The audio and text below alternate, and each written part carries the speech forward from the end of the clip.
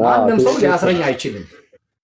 ትክክል። አሁን እኮ ዝም ብሎ የሚያስሩኝ ያለመከሰስ መብት ስለሌለኝ እኮ ነው። ያሳዘነኝ ብቻን መሆን ነው እንጂ የሚያሳዝነኝ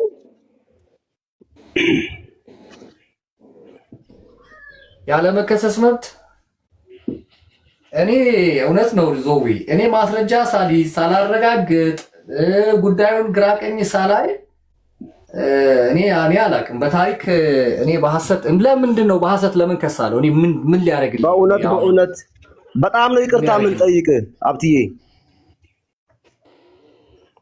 አንዳንድ ጊዜ ግርም ይለኛል አንዳንድ ሰዎች የሚያነሷቸው ሐሳብ እኔ ምን ይሁን ብዬ ነው። እኔ እኮ የቦረና ልጅ እኮ ነኝ።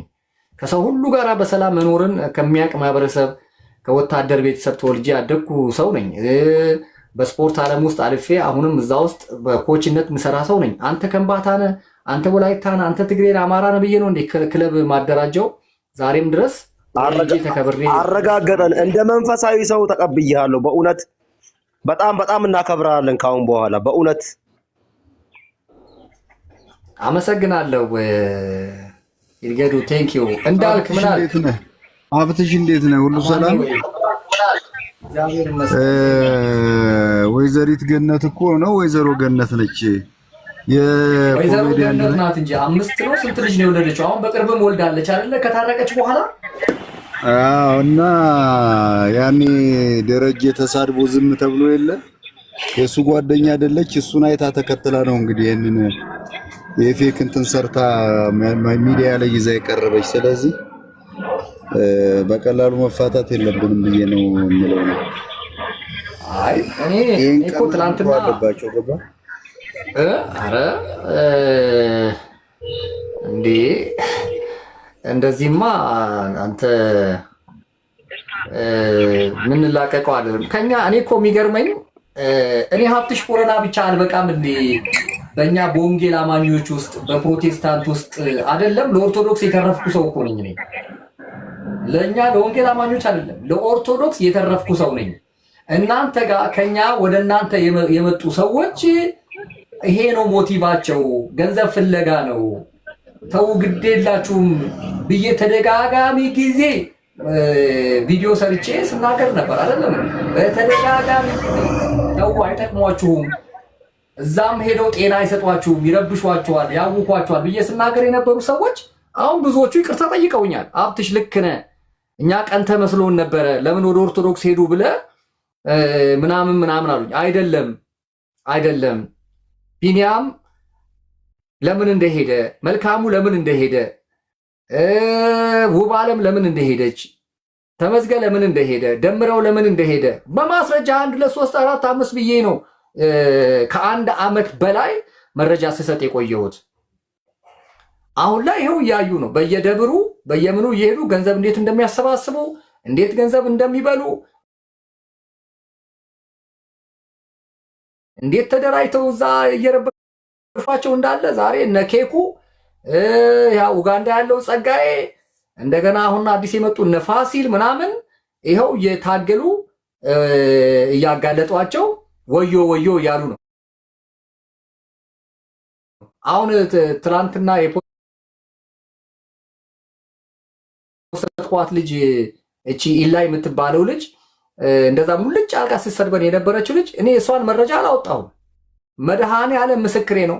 እኔ እጅ ላይ ያለ የእሷ መረጃ ድጋሚ ግን ብትመጣ ማለት ነው ድጋሚ የእኛን ቤተ እምነት የምትሳደብ ድጋሚ የእኛን ቤተ እምነት በዚህ ልክ የምታቃልል ከሆነ ግን እነዛ መረጃዎቿን ለጥፋለሁ። በቃ እኔ እንደሱ ነው የማደርገው። በጣም ብዙ አስመክሬያታለሁ፣ ብዙ ነግሬያታለሁ። እንዳያችሁት ነው ወጣ ኑ ትላንትና ወደ ጌታ ተቀበሉ ያልኳቸውን ሰዎች ወደ ሰይጣን ያስገባኋቸው። በጣም የሚገርም እኮ እሷ ከምን አይነት የወደቀና የወረደ ህይወት ውስጥ እንደወጣች እኛ እኮ እናውቃለን። የቅርብ ሰዎች ነን ለሷ። እንደገና ያንን ሁሉ ተናግራ ተሳድባ አዋርዳ የወንጌል አማኞችን እኔ መቼም ወደ ኦርቶዶክስ አልሄድም፣ ወደ ሌላ እምነት አልሄድም። ታዲያ ምን ሰክራ ነበር ያንን ስትናገር የነበረችው? እኔ እኮ የሚገርመኝ ይሄ እኮ ነው። እንደፈለጉ አሁን እንትና ተመዝገን የጌታ አይታል እንደዛ ሲል የነበረ ሰውዬ ከዛ ምን አለ? የተሳሳተ መረጃ ሰጥተውኝ ነው የሚዲያ ላይ ወጥቼ መሰረተ ክርስቶስ ወንድ ከወንድ ታጋባለች ሴት ተቋሟ ራሱ እንዴት ዝም እንዳለችው እኔ ህግ ክፍል እኔ እንዴት አይነት እንትን ነው። አሁን ይችኛዋም መጣች ማለት ነው። አሁን እሱ ወጥቶ ፓስተር አይደለም ፕሮፌት ነው እንዴ? እሺ ፕሮፌት ነው አምጣው፣ የታለ አምጣው ስንለው ደግሞ አድራሻውን አጥፍቶብኛል፣ ምንም ቴክስት ሜሴጅ የለም፣ ምንም የተደዋወልነው ስክሪንሻት ያደረኩትም ሪከርድ ያደረኩትም ነገር የለም። እንደዚህ ላይ እንደዚህ ትላንት ቅልስልስ ዛሬም $500 ቂጡን የሚሸጥ ዱርዬ እኔ እኮ በእውነት ይቅርታ አድርጉልኝና እንደዚህ ቂጣቸውን $500 ከአሜሪካ ድረስ ያስመጣ ሲሸጥ የነበረ ባለጌ ተመልሶ እንደገና ይህንን ትልቅ የእምነት ተቋም ለመሳደብ እንደዚህ ተደራጅተው ሲመጡ እንዴ ይሄን ያክል ጴንጤ ስንሰደብ ጌታ ይባርካችሁ ስለምንል ሲረግሙን ስለምንመረቅ ምናምን የህግ የበላይነትን ማናቅ ከማንም እኮ የተሻለ እኮ ኢንተሌክቹዋል ግሩፕስ እኮ ነው የፕሮቴስታንት ይታወቃል እኮ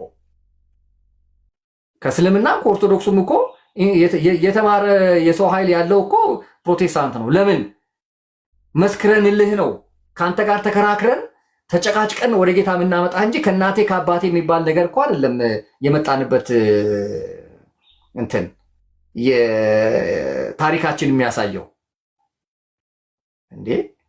አሁን ነው የእናቴ አባቴ በፕሮቴስታንት የመጣው አይደል? ደቡብ ላይ ሲዳማ፣ ጌዲዮ፣ ከምባታ፣ ሀዲያ፣ ወለጋ፣ አማሮ፣ ዳውሮ ምናምን ጉጂ ምናምን አካባቢ አሁን ነው የፕሮቴስታንት አያት የደረሰው። አሁን በቅርብ ነው አያት የደረስነው እኛ እና እኛ ነገር ግን በዚህ ልክ መታ እሷ የዩቲዩብ እንትን ለመሸቀል እኛን በዚህ ልክ ማዋረዷ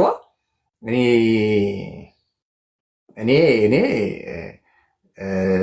በጣም ከባድ ነው፣ በእውነት በጣም ከባድ ነው የሚሆነውና አሁን ደግሞ ትናንትና ሰዎች ላኩልኝ ንቃ ፔጅ ነበርኩኝ። ከዛ ንቃ ሲናገር ሰማሁት። አረ አሁን እኮ ወጥቶ እንዲህ ተናግሯል፣ እንዲህ ብለዋል፣ ፓስተር አይደለም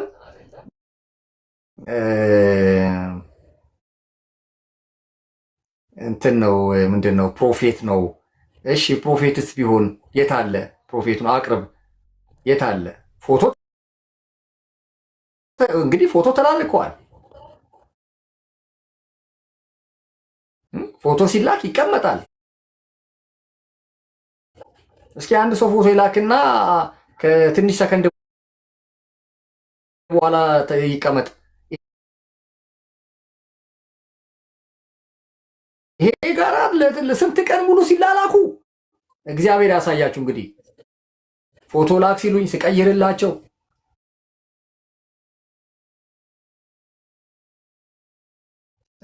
እንደገና መልሰው ሲደውሉ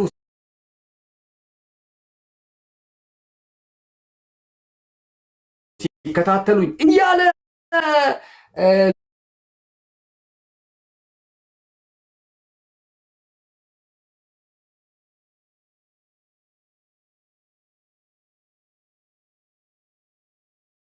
ይመስገን አለው። ለአማን ነው አማን ነው ወቅቴ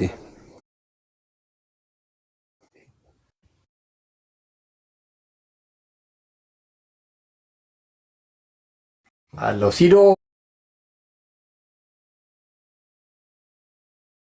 መናገር ፈልገሻል? አንድ ቁጥር ጽፈሻል። ያ አይ እሱ ሲያነሳው ቱን ቅድሚያ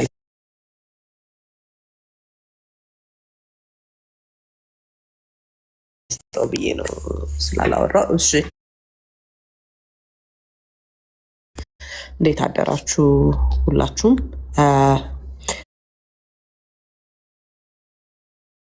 በመጀመሪያ ስለ ገነት ንጋቱ ስናወራ ይሄ አሁን ስላመጣችሁ ኢሹ ብቻ ሳይሆን እየፈጠረችው ስላለችው ማህበረሰባዊ ሜስ ማውራት አለብን።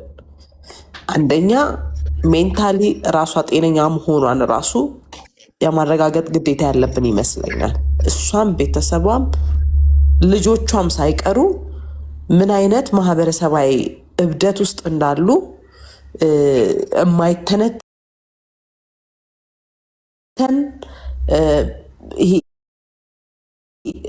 በሕክምና ያልተረጋገጠ ምክንያቱም እኛ ሀገር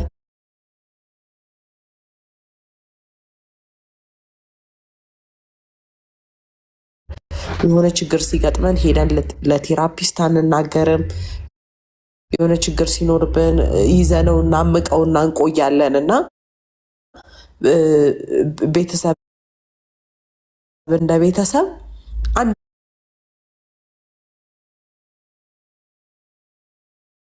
ላይ ተባብረን እናብዳለን ማለት ነው። ይሄ ነው ገነት ንጋቱ ቤት እየሆነ ያለው። እሷ በትዳሯ አማካይነት እየተፈጠረ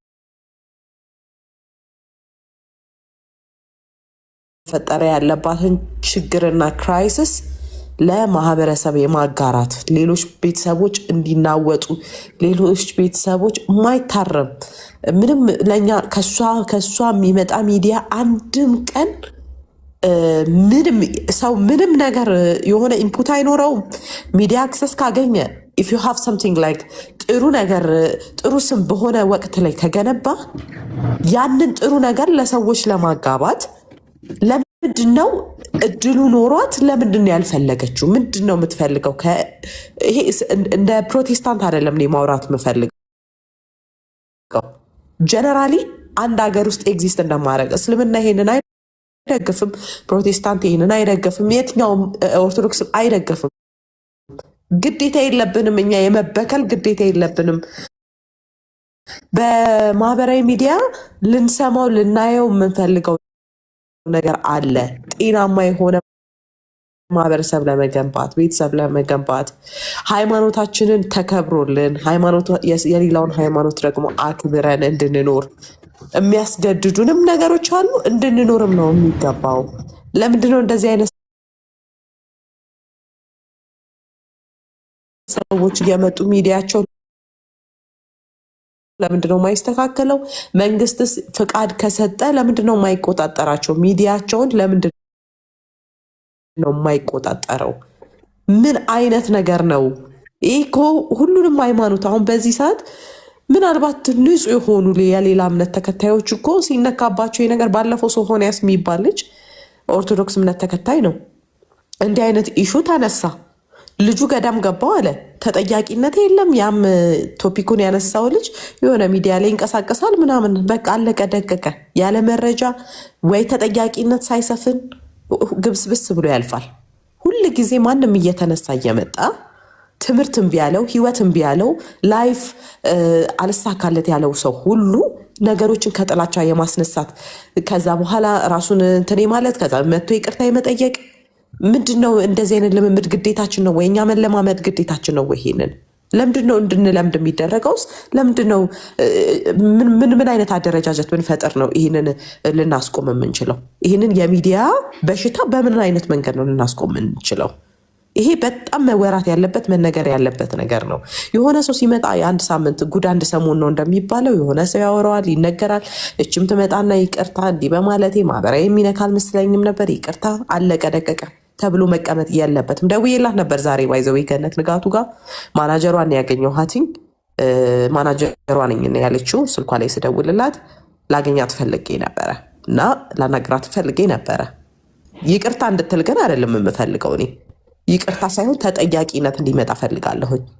ተጠያቂነትን ሰው መለማመድ አለበት። ወንጀል ሰርተ በይቅርታ መታለፍ የለበትም። አለማወቅ ከተጠያቂነት አያድንም ብሎ ህገ መንግስቱ ላይ ቁጭ ያደረገው ማንም ሰው እየመጣ ጥፋትን እያጠፋ ዝም ጭጭ እንዲል አይደለም። ተጠይቀ ኃላፊነት እንድትወስድ ነው።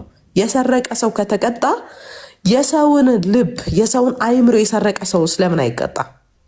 በእጅ ንብረት ሰርቀ ከተቀጣ የሰውን ሜንታል አይምሯችንን አቢዩዝ ያደረጉ ሰዎች ለምን አይቀጡም? መቀጣት ይኖርባቸዋል።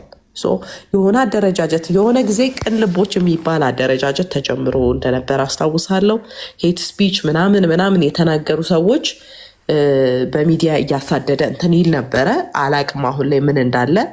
ግን እኛ እንደ ክርስቲያን የራሳችንን መመስረት ካለብን መመስረት ይኖርብናል። ሚዲያ ላይ በደንብ ተደራጅቶ አንድ ሰው እንዲህ ካደረገ በኋላ ለህግ የሚቀርብበትን አግባብ የምናስተካክልበት ነገር መፈጠር አለበት። እንደ ማህበረሰብም ደግሞ የምንኖረው ከእስልምና እምነት ተከታዩም ጋር ከኦርቶዶክሱም ጋር እስከሆነ ድረስ መጽሐፍ ቅዱስም ደግሞ ስትኖሩ ከሁሉም ጋር በሰላም ኑሩ እንደሚል በሰላም ለመኖር ባውንደሪ ወይ ደግሞ የህግ አግባብ መቀመጥ አለበት። ያንን ነው ሀብትሽ ማስቀመጥ ፈልገው። እሺ አቤቤስ አለ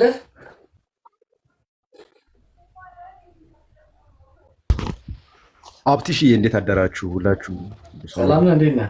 እግዚአብሔር ይመስገን። ሀብትሽዬ ሰላም አለን። እግዚአብሔር ይመስገን። ያነሳው ኮንተንት አሪፍ ነው። ሀብትሽዬ እግዚአብሔር አብዝቶ ይባርክ በነገር ሁሉ። በእርግጥ እንትንን እያየሁ ነበር፣ ትናንትናም ተከታትያለሁኝ። ግን ሀብትሽ አንድ ጥያቄ አለኝ እኔ። እሺ ላይ ወይ ደግሞ እሊና ነው ምናምን የምትባለው ልጅ ምን ያህል ከወንጌል ጋር የተያዘች ልጅ ነች የሚለው ነው አሁን ጥያቄ። ማለት ወንጌል ውስጥ ስርዓቷ እስከምን ድረስ ነው? ትክክል የወንጌል አካሄድ ነው እየሄደች ያለችው ወይስ ምንን በተመለከተ የሚል ነገር ነው። አሁን እሷ ብዙ ነገሮችን ሰሞኑ ከሳምንት በላይ ቀኑን ሙሉ ላይቭ እያስተላለፈች ነበረ። ሐሰተኛ ነቢያትን ማጋለጥ በሚል ነው እርሷ። ግን ያ እንዳለው ሆኖ ግን ትክክል ሰዎችን ወደ ወንጌል የሚስብ ነገር ነው ወይ ብሎም አርፎ ተርፎ አሁን ከትላንትና ወዲያ ጭራሽ ክጃለው ጴንጤዎችን ኢየሱስ ክጀዋለሁኝ ስትል በይፋ ስታወራ ነበረ። እንግዲህ የምትሟገትለትን ወንጌል ክጀዋለሁኝ ትቼዋለሁኝ ብላ እስከ ማንቋሸሽ ድረስ የመድረሱ ተልኳ ሌላ ነው ወር ትክክለኛ ወንጌል ውስጥ አለች ነው ማለት እስከምን ትግል ነው? አሁን ሀብትሽ ቦረና ታስራል፣ ብዙ ነገር እየደረሰብህ አለ። የሚያውቀው ያውቀዋል፣ የሚነቅፉም በዛ ልክ አሉ፣ ምን ድረስ እየሄድክ እንዳሉ። ስለዚህ እሷ ያንን ነገር እያደረገችው የነበረው ገነት ንጋቱ ደግሞ ተመቻትና መንገዱን አገኘችው። በቃ ጀመሩት፣ ይህንን ስራ ሰሩ። አሁን እሷ እህቴም ስትናገር የነበረችው ምንድነው ያለችው? ከተጠያቂነት አያድንም፣ ደውዬላት ነበርም እያለች ነው ያለ። ይህ መደዋወሉና የሚያስፈልገው ጉዳይ አይደለም። በእርግጥ አሁን ሌላው እምነት ቢነካ እንደዚህ ዝም ይላሉ ወይ? እነሱ ዝም ብለው የእኛን እምነት ነቅጡ ማለት አሁን የኛ የኔ ከሌ ምናምን አይደለም። ግን የሌላው ሃይማኖት በዚህ ልክ እንደዚህ ቢነካና ቢሆን ምን ያህል ነው ሰው አውግዞ የሚነሳ የነበረው? ስለዚህ ይህ ጉዳይ በቀላል የሚታለፍ አይደለም። በተለይ እንዳንተ ያሉት ቆራጥ እውነትን እውነት ነው የሚሉ ውሸትን ደግሞ ውሸትን የሚሉ ሰዎች በቃ መስራት አለባችሁ። ሚዲያው ላይ መቆጣጠር አለባችሁ። ይሄ በይቅርታ ተደውሎ እንደዚህ አድርጌ ምናምን የልመናም ጉዳይ አይደለም። በቃ አግዞ በቃ መሰራት አለበት ባይነኛ። ላይቅርታ አይደለም ይቅርታ ወንድሜ፣ ላይቅርታ አይደለም የደወልኩላት እኔ ላይቅርታ አይደለም የደወልኩላት። በፍጹም ይቅርታ እንድትል አልፈልግም ነው ያልኩ። ካልሰማኸኝ ምናልባት ይቅርታ ካለች በዚህ ያልፋል ነው። እንደውም ተጠያቂነት ሳይመጣ ከቀረ ነው ስህተቱ ነው የኔ ቋንቋ። ካልገባህ ምናልባት መወሰድ አለበት ነው አይደለ? ናይስ። እርምጃ መወሰድ ካለበት ደግሞ እንዳልሽው አሁን እሷ ሽሩሩ የምትባልበት ጉዳይ የለም። እሷ አሁን ትላንትና ከትላንት ወዲያ ጀምሮ የማስተባበያ ነገሮች ተናግሯል። ሀብትሽ ቅድም እንደተናገረው እንግዲህ ፕሮፌት ብሎ አስተካክሎታል። በዚህም በዛም ይሁን ፕሮፌቱን ፈልጓለን እኛ። ስለዚህ ይህ የማያዳግም እርምጃ መሆን አለበት። መንቋሸሽ የለብንም፣ ማንም ምንም መነካካት የለብንም። ስለዚህ በዚህ ሰዎች የተጀመረው ነገር አሁን እርምጃ ካልተወሰደ ነገ ከባድ ውስጥ እንገባለን። ስለዚህ ሊኖሩ ይችላሉ፣ ካሉ ይምጡልን። የሉም አይደለም፣ ካሉ እንኳን ይምጡና ስንት ጨዋዎች እያሉ ወንጌልን የሚያህል ነገር እያራመዱ ያሉ ሰዎች እያለ ስማችን መበከል የለበትም። የክርስቶስ ስም መበከል የለበትም። ወንጌል መበላሸት የለበትም። ስለዚህ ህግ ትክክለኛውን እርምጃ መውሰድ አለበት ባይነኝ። ሀብትሽ ቦረና በዚህ ጉዳይ ላይ በጣም ስራበት። አይዞ እግዚአብሔር ከጎን አለ። በእርግጥ ብዙ መሰናክሎች እያለፍክ ነው ያለኸው፣ ግን ያም ቢሆን አንተ ተስፋ አትቁረጥ። እግዚአብሔር አለ ባይነኝ። ጠንክርልኝ። ናይስ፣ አመሰግናለሁ። እኛ ምንድን ነው እያልን ያለ ነው? አንዳንዴ ያው እንግዲህ ትዕግስትም ልክ አለው። እኔ አሁን አንድ ሰው መጥቶ በግሌ ስለተናገረኝ ምናምን አይደለም፣ ግን በተቋም ደረጃ በዚህ ልክ መደፋፈር እኔ ያኔ ያ ሶፎንያስ የሚባለው አዳማ ድረስ ምንድን ነው ቂጥ ፍለጋ ልበለው ምን ልበለው ታዲያ ምንድን ነው የሚባለው? እና አዳማ ድረስ ከአዲስ አበባ ተሳፍሮ የሄደውን ያንን ጌ ኦርቶዶክስን መሰረት አድርጌ አይደለም ቪዲዮ የሰራሁት። ኦርቶዶክስን መሰረት አድርጌ አይደለም። ነገ ወይ እስልምናም ሆነ እስልምናን መሰረት አድርጌ አይደለም። ቀጥታ ግለሰቡ ምክንያቱም ተገልጦ ወጥቷል። ተገልጦ ስለወጣ ቀጥታ ግለሰቡን ነው ኤክስፖዝ ማድረገው ማጋለጠው ግለሰቡን ነው። ምክንያቱም ኦርቶዶክስ በእንደዚህ አይነት ቆሻሻ ነገር ስሟ የሚነሳ የሃይማኖት ተቋም አይደለችም። የደበደቡትም ልጆች እንደዛ እያባረሩ የመቱትም ልጆች እኮ የኦርቶዶክስ እምነት ተከታዮች ናቸው። እነሱን ስለማይወክል ነው። በባህላችን ጽዩፍ ስለሆነ ነው፣ እርኩስ ስለሆነ ነው። እስልምናም ላይ እንደዛ ነው። ስለዚህ ቀጥታ ከጉዳዩ ጋር የተገናኘ የማጋለጥ ስራ ነው የምንሰራው። አሁን ግን እንናገር ካል ከኛ በላይ መናገር መቼም አቅም አላቸው ብዬ አላስብም። አሁን እኔ ብናገር ገነት ንጋቱ እንግዲህ ልጆች አሏት፣ እንግዲህ እግዚአብሔር ያሳያችሁ። ልጆቿ ደግሞ ትምህርት ቤት ትሄዳሉ። ከትምህርት ቤት ጓደኞቻቸው ጋር ከፍተው ስለ ቲክቶክ ያወራሉ። ፎቶዋን ለጥፌ ነው የምሰራው፣ ፎቶዋን አስቀምጬ ነው የምሰራው። ነገ እነዛ የእሷ ልጆች በምን አይነት ሞራል ነው በምን አይነት ስሜት ነው ከሌላ ልጆች ጋር በተለይ ከኛ ከወንጌል አማኞች ጋር አብሮ የሚያሳልፉት? እንዴት አድርገው ከኛ ወንጌል አማኝ ልጆች ጋር አንድ ወንበር ላይ ተቀምጠው ስለ አንድ ጉዳይ ያወራሉ? አንዳንድ ጊዜ በዚህ ልክ እኛ ስንጠነቀቅላቸውና በዚህ ልክ እኛ ስለነሱ ስናስብ እነሱ ደግሞ ንቀት ምን ትንቃለህ? ሰክረህ የምትገኘው እኮ አንተ ነህ። የምትሰድበኝ ሰውዬ ሰክረህ እኮ አገኘሃለሁ። አልኮል ጨብጠህ እኮ አገኘሃለሁ። ሲጋራ ጎርሰህ ጫት ጎርሰህ እኮ አገኘሃለሁ። በየትኛው ሞራል ነው የሆነ ከኔ የተሻልክ እኮ መሆን መቻል አለብህ ስነ ምግባር እኔን ለመናገር። አሸሼ ገዳሜ ስትል እኮ አገኘሃለሁ በዘፈን። በየትኛው ሞራልህ ነው በየትኛው የሞራል ልዕልና ነው እኔ ልትናገረኝ የምትችለው? ስለዚህ አንዳንድ ነገሮች ላይ ዝም ብለን ስናልፍ ስንታገሳችሁ ይሄ የሰይጣን ተከራይቶ የሚጠቀመውን ምላሳችሁንና የሚጠቀምባችሁን አእምሮ ትንሽ ማስታገስ ያስፈልጋል። ትንሽ መታቀብ የሚያስፈልግ ይመስለኛል። አይ ካላችሁ እናውቃለን እኮ ከኛ አትችሉንም። እውነት ለመናገር ፕሮቴስታንት አትችሉንም በመናገር እኛ በፍጹም እንደማትቋቋሙን አውቃለሁ። ይሄ በታሪክ ያስመሰከርነው ነገር ነው። አትችሉንም። እኛ ግን ህዝባችንን የምንመክረው የምናስተምረው ምንድን ነው? ስለ ስነ ምግባር ነው። ጌታ ስደቡ አይልም፣ ጌታ ተደባደቡ አይልም፣ ጌታ እንዲስረቁ አይልም። ጌታ እያልን እኮ ነው ህዝባችንን እዚህ ሚዲያ ላይ ወጥተን ምንፋለማቸው። እንግዲህ በራሳችን እኔ ኦርቶዶክሶች አይደለም ያሳሰሩኝ ወይም ሙስሊሞች አይደለም ያሳሰሩኝ። አራቱንም ጊዜ ስታሰር የኛው የወንጌል አማኞች ናቸው ያሳሰሩኝ። እንደነሱ መሆን ፈልገው ማለት ነው። እንደነዛኛዎቹ መሆን ፈልገው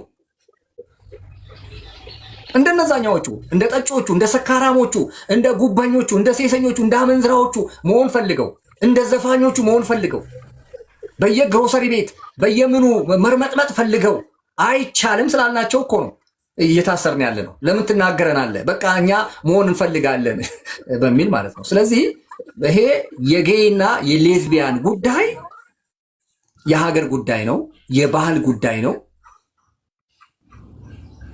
ስለዚህ የግድ ሃይማኖተኛ ብቻ የሚቃወመው ሃይማኖተኛ ብቻ የሚጸየፈው ነገር አይደለም ነው እያልኩ ያለሁት። ሃይማኖተኛ ብቻ የሚጸየፈው ነገር አይደለም የጌይና የሌዝቢያን ነገር። በቃ የሀገራችን ባህል የሀገራችን ህገ መንግስት አይፈቅድም። በቃ አለቀ። ትጠጣለህ፣ ጌይ ትቃወማለህ። ትቅማለህ፣ ጌይን ታወግዛለህ። ምንም ከእንትን ጋራ የሚገናኝ አይደለም። ስለዚህ እነዚህ ጉዳዮች ላይ ጠንከር ያሉ አቋሞች ይዘን እንሄዳለን። ኬኩ የተመስገንን ጉዳይ ቅድም ስትናገር ሰምቻለሁ። የተመስገንን ጉዳይ ቅድም ስትናገር ሰምቻለሁ። አሁን አንተ ተመስገን ኤሚኬሲን ወንድ ለወንድ ይጋባሉ ምናምን ብቻ አይመስለኝም። ኬኩ ስለምንተዋወቅ እኔ በሆን አስረዋለሁ። እውነት ለመናገር እንትናን አስረዋለሁ። ማነው ተመስገንን እኔ በሆን የካውንስሉ ህግ ክፍል በሆን ኤሚኬሲ አሁን ችግሩ ኤሚኬሲ አልከሰሰችውም። ስሟ በግል ሜንሽን የተደረገችዋ ትልቋ በሚሊየንስ የሚቆጠር አባላት ያላት ኤሚኬሲ አልከሰሰችውም እንጂ ኤሚኬሲ ብትከሰው ይታሰራል። እኔ ቦን ተመስገንን አስረዋለሁ። ማሰር ብቻ አይደለም ሃይላንድ ነበር ማንጠለጥልበት ኬኩ ተመስገን ላይ በዛ ቁመቱ ባለ 2 ሊትር ሃይላንድ ነበር ማንጠለጥልበት። ከዛ እኔን ያየ ይቀጣ ምናምን እንዲል ቪዲዮ ቀርጽበት ነበር። ቪዲዮ ቀርጬ እኔን ያየ ይቀጣ ምናምን። ለዚህ እኮ ነው እኔ ፓርላማ ልግባ ያለ መከሰስ መብት የማገኘው ፓርላማ ስገባ ወይም ደግሞ እኔ አይመጥነኝም። አክቹዋሊ የክልል ምናምን ምክር ቤት ምናምን አይመጥነኝም። የህዝብ ተወካዮች ምክር ቤት ካልሆነ አሁን የክልል ምክር ቤት ምናምን አይመጥነኝም እኔ እና ልካቸውን አሳያቸው ነበር ግን እና እስቲ ለማንኛውም አስቡበት ብያለሁ። ካሙዙ ከገባ ለአርቲስቶች መብት ለመታገል ነው። አርቲስቶች መጥተው በራን ኳክተው ወረፋ ጠብቀው ከሚቀመጡ እኔ ያሉበት ድረስ ሄጄ ጉዳያቸውን አቤት ብዬ በመስማት ሶልቭ አደርጋለሁ፣ መፍትሄ እሰጣለሁ እያለ ነው እንግዲህ ያቀረብኩላችሁ ቪዲዮ። እሱም ቪዲዮ አላያችሁ ገብታችሁ ቪዲዮ በማየት እንትን ኮፒ ሊንክ ምናምን ሼር ታደርጉታላችሁ። አርቲስት ለምን ደጅ ይጠናል መጥቶ ምክር ቤት ነው እያለ ያለው። ስለዚህ እኔም ትክክል ነው እያልኩ ነው። እኔም ትክክል ነው። ስለዚህ ሀብትሽ ቦረናም ፓርላማ ቢገባላችሁ በቃ ያለመከሰስ መብት አገኛለሁ። አልከሰስም። ሐሰተኛ ነብይም መጥቶ አጭበርባሪው ሐዋርያው መጥቶ ፓስተሩም መጥቶ አይከሰኝም። ከዛ በኋላ ጉዳያችሁን ያላችሁበት ድረስ መጥቼ ይኸው እንግዲህ እየታሰርንም እንኳን ሳንፈራ እየሰራን ያለ ነውና ለዛ ነው። ኬኩ ምን አልክ? እኔ እኮ ይኸውልህ ስማኝ፣ እኔ ከሱ ጋር ምንም አይነት ጸብ የለኝም። ከተመስገን ጋር ምንም አይነት ጸብ የለኝም። አሁን አንተ ቅድም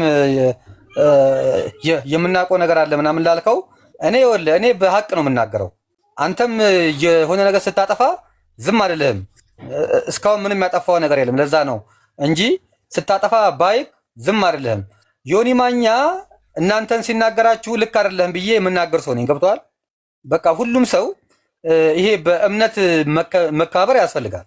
ኦኬ፣ ያንን ያልኩት እኔ ይሄ እኛ ቤት ያለ ሰው ነው ብዬ ምናምን የማልፈው ሰው የለም። ዮኒ ማኛ መመለሱ ደስ ይለኛል። አሪፍ ነው፣ ይመለስ። ቤቱ ነው ይመለስ። ምርጫ የሱ ነው አይደለ እንዴ ሀብትዬ? ግን ፕሮቴስታንትን ግን መዝለፍ ግን አይችልም። መዝለፍ ግን አይቻልም። ኦኬ፣ እናንተ እንዲህ ናችሁ፣ በዚህ ወጥቶ በዚህ ገብቶ ምናምን እሱ መዝለፍም የለበትም። የኛዎቹ ማጨብጨብ ደግሞ የለባቸውም። እኔ በዚህ አምናለሁኝ። ያው ይሄ የኔ አቋም ነው። ቪዲዮችንም ሰርቻለሁ። የሰደበኝ ሰውም አለ፣ አው ልክ ነክ ያለኝ ሰውም አለ። ይሄም ልክ እንደዚህ ነው። ተመስገን የሚባለውም ልክ እንደዚህ ነው። ተመስገን የሚባለው መጣ ወደዚህ። ኦኬ ጥሩ ነው። ከመጣ በኋላ ኤምኬሲ ቤተክርስቲያን ማለት እንግዲህ የምትታወቅ ነች። በጣም ትልቅ ቸርች ነች። እንግዲህ ጃይንት ከሚባሉ ቸርቾች ውስጥ በጣም ብዙ ብራንቾች ካሏት ቤተክርስቲያን እኔ እዚህ እንኳን ያለሁበት እንኳን አገር ላይ እንኳን በጣም ትልቅ ከሚባሉ ቸርቾች አንዷ መሰረተ ክርስቶስ ነች። መሰረተ ክርስቶስን በዚያ ያክል ደረጃ አፈር ድሜ አብልቶ ሲያብጠረጥራት ሴትና ሴትን ታጋባለች።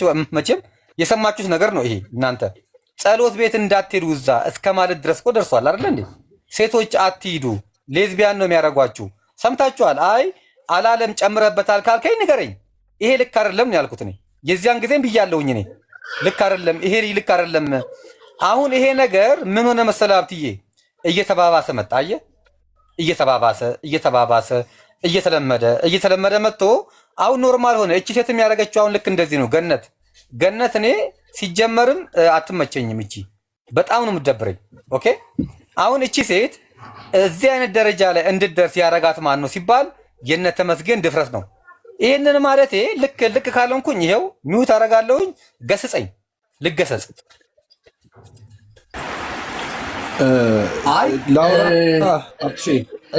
እሺ እኔ ከዛ አንጻር አይደለም ያልኩት። እሺ ቀጥልና እኔ እንትን አደርጋለሁ። እሺ ኬኩሻ የተባረክ ኮፒ ሊንክ አድርጉ። ያው ሪፖርት ያርጉ ስለሚያስቸግሩ። እሺ ዜድ እሺ ኬኩሻይ በጣም ተባረክ። እውነት ነገር ላይ ቆመ። የትኛውም ነገር ስህተት ሲሆን ስህተት ነው ተቃውም ስላየው ማለት ቴንክ ዩ። በእምነት ልዩነት ቢኖርንም የእምነት ልዩነት ችለህ እንደ ህግ ሰውም ፖዚቲቭ ሆነ ስትናገር አይቻሉና ተባረክ።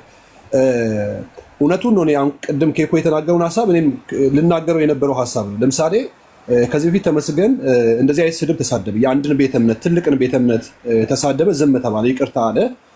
ይሄም ልጅ ዛሬ ወጥቶ አንተ ለሚባል ሰው ፓስተር ነው ብሎ ቪዲዮ አለኝ የተላላክነው ፎቶ አለ የላከልኝ ፎቶ አለ ምናምን የሚታወቅ ነው ምናምን አሳይሻለሁ ብሏት ለገነት ይቅርታ ብሎ የወጣበት ቪዲዮ ላይ ደግሞ አይ ተሳስቼ ነው ፕሮፌት ነው ፌስቡክ ላይ ነው ያወቅኩት ፎቶም የለኝም ምንም የለኝም ነው አይነት ነገር ክደት ነው።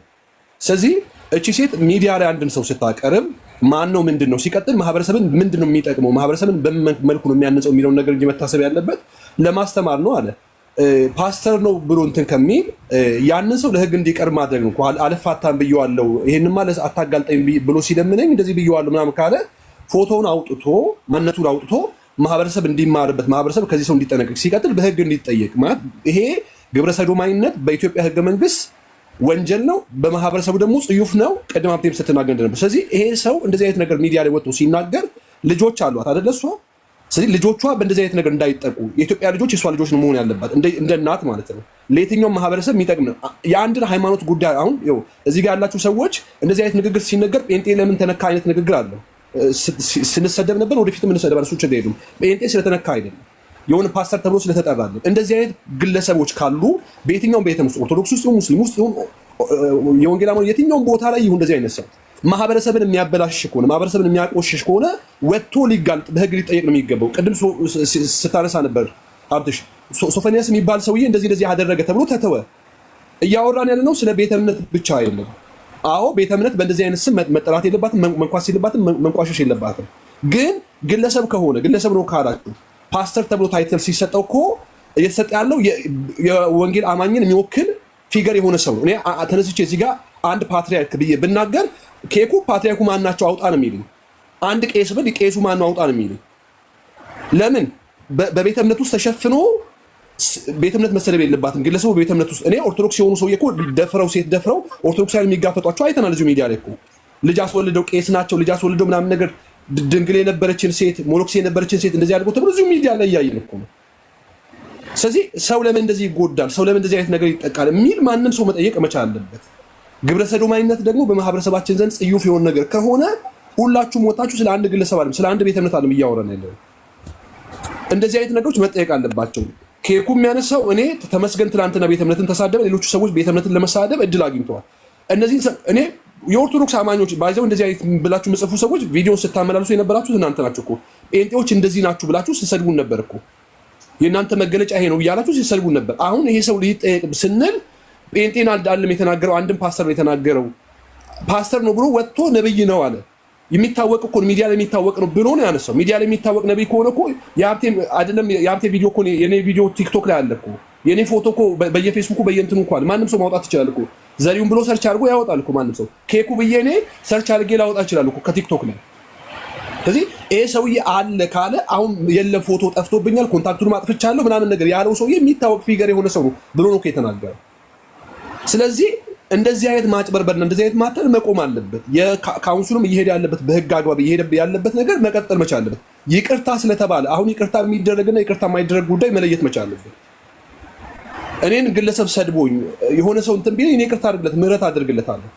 እየተነሳ ያለው እንደ ማህበረሰብ እንደ መጽሐፍ ቅዱስም ጽዩፍ የሆነ ነገር የሚያደርግን ሰው ይቅርታ እንድናደርግለት ነው እየተጠየቅን ያለው። እኔ ለአንተን አይደለም ይቅርታው አንተነ ግለሰቡን ማውጣት መቻል አለበት። ይሄ ግብረ ሰዶማዊን ያለውን ሰውዬ ማውጣት መቻል አለበት። ወደ ህግ መቅረብ መቻል አለበት። ይሄ ነገር ነፃ መውጣት መቻል አለበት። እኔ ማንም ሰው በእንደዚህ አይነት ነገር የተጠቃ ሰው ሊኖር ይችላል። የገጠማቸው ሰዎች እናውቃለን። በግብረ ሰዶማዊ ሊደፈሩ የነበሩ ወንዶች ምናምን ነገር ሰምተን እናውቃለን። አለ ታሪክ እሱ እናውቃለን።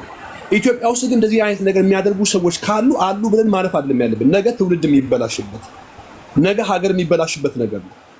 በውጭ ዓለም እየሰማን ያለ ነው እየጠላ ነው እየተጸየፍ ነው ያለነው ነገር ዛሬ እኛ ሀገር ውስጥ ገብቶ መስፋፋት የለበትም። ይሄ ነገር መቆም አለበት ነው ያለው። ስለዚህ ኦርቶዶክሳዊ ሁኑ ሙስሊም ሁኑ ይሄንን ነገር እንዲወጣ መግፋት ነው ያለባችሁ እንጂ ኦርቶዶክሳዊ ስለሆነ ይሄን ወንድም በቃ እኔ ታሞ ይሄ ሰው እርዳታ ሲጠይቅ ምናምን ነገር ፌስቡክ የእውነት አዝኛለሁ። ፊልም ሲሰራ ስላየሁት የምንወደው አርቲስት የነበረ ሰው ነው። ይሄ ሰው ስፖርት የሚያሰራ ሰው ነበረ። ስለዚህ ስለ ፕሮቴስታንት አይደለም ስለ ግለሰብ አይደለም እያወራን ነው፣ ስለ ሀገርም ነው። ይሄ ነገር መቆም አለበት። ግብረ ሰዶማዊነት መስፋፋት የለበትም። ሶፎንያስ እንደዚህ ያደረገ ተብሎ ተትቷል። ለምንድን ነው ሶፎንያስ ለህግ የማይቀርቡ? ኦርቶዶክስን የሚሳደቡ ሰዎች፣ ቤተክርስቲያን የሚሳደቡ ሰዎች ለምንድን ነው ለህግ የማይቀርቡ? እኔ ሀብቴ ነገር ኦርቶዶክስን ቢሳደብ ለህግ መቅረብ አለበት ብዬ ይኸው ፊት ለፊቱ ኬኩን የወንጌል አማኙን የሚሳደብ ቤተ እምነትን ወክሎ የሚሳደብ ከሆነ ኬኩን መጠየቅ ማንም ሰው እኔም መጠየቅ አለብኝ ኦርቶዶክስን ከተሳደብኩ። ስለዚህ እምነታችሁ እንዲሰደብ የማትፈልጉ ሰዎች፣ ቤተ እምነታችሁ እንዲነቀፍ የማትፈልጉ ሰዎች የሌላውን ቤተ እምነት ማክበር መቻል አለባችሁ። በመቻቻል ነው በመከባበር ነው ይሄ ነገር መስፋት አለበት። አሁን ጉዳዩ እሱ አይደለም። ይሄ ሰው ግብረ ሰዶማዊነት እየተስፋፋ ነው ብሎ ትውልድ መታቀብ አለበት። እኔ ትውልድን አስተምራለሁ ካለ ለገነት እኮ ብሏታል። እኔ ፎቶን አሳይሻለሁ አለ በእጄ ፕራይቬት አላወጣውም ግን ለአንቺ አሳይሻለሁ። ለእሷ ያሳያት ፎቶ እጁ ላይ አለ ማለት ነው። እሷ አይተዋለች ማለት ነው። ስለዚህ እሷም ልትጠየቅ ይገባል፣ ይሄም ሰው ሊጠየቅ። አሁን ደግሞ ወጥቶ ይቅርታ የጠየቀበት ውሸት መሆኑን የምታውቁት ፎቶንም አጥፍቼዋለሁ፣ እንትኑም ኮንታክቱም ስልኩንም አጥፍቻለሁ፣ እንደዚህ አድርጌያለሁ። ውሸት ነው የተቀነባበረው ማለት ነው። ስለዚህ እንደዚህ አይነት በማስመሰል ይቅርታ የሚባል ነገር የለም። ለህግ መቅረብ አለበት፣ በህግ መጠየቅ መቻል አለበት። ያ ግብረ ሰዶማዊ ሰው ወጥቶ በህግ ደረጃ መጠየቅ መቻል አለበት። ይሄን ነው ልል የምችለው። ቴንክ ዩ አብትሽ። እሺ ሜርሲ አለሽ መናገር ትችያለሽ። እኔም ይቅርታ ማለት ይቅርታ አያስፈልግም። ለምን ሆን ብሎ ስም በማጥፋት ነው። ከንግግሩ ራሱ ካያችሁት አይኗን እንኳን አይም ነበረ። የሆነ ጎንበስ እያለ ነው ሲያወራ፣ የውሸት እንደሆነ ያስታውቃል። ስለዚህ አሁን ደግሞ መረጃ ልጁ እንዳለው መረጃ የለኝም ይቅርታ ሲል በፌስቡክ ነው ያገኘሁት፣ መረጃም የለኝም አጥፍቼዋለሁ፣ እሱም አጥፍቶታል ኮንታክቱን ምናምን ብሎ ነው ያለው። ስለዚህ በተራ ስም ማጥፋት የአንድን የሃይማኖት ድርጅት ምንትን ማለት ስም ማጥፋት ስለሌለበት መጠየቅ አለበት። አሁን አንዳንዶች ደግሞ በፊት እነከሌን አልጠየቃችሁም የምትሉ ለዛ ነው እኮ ፕሮቴስታንት ላይ እንዲህ አይነት ነገር የተፈጠረው ብዙ ጊዜ በይቅርታና ተንቆ ዝም ስለሚባል ነው። ስለዚህ ከዚህ ይጀምራል፣ ክሱ ከዚህ ይጀምራል። የዛን ሰዓት ተጠያቂነት እንደሚኖር ስለሚያውቅ ሁሉም ያለ ማስረጃ አያወራም። ማስረጃ ካለ እኮ እኛም ከአገልግሎት እንዲታገድ እንፈልጋለን ያለው ፓስተር ወላ ነብይ ይሁን እንዲህ አይነት ችግር ያለበት ካለ በማስረጃ ከላይ ነው የጻፈልኝ ይሄ ነው ሲለን ከአገልግሎት እንዲታገድና እንዲጋለጥ እንፈልጋለን። ዝም ብሎ ግን በደፈናው ይሄን ማውራት ወንጀል ነው።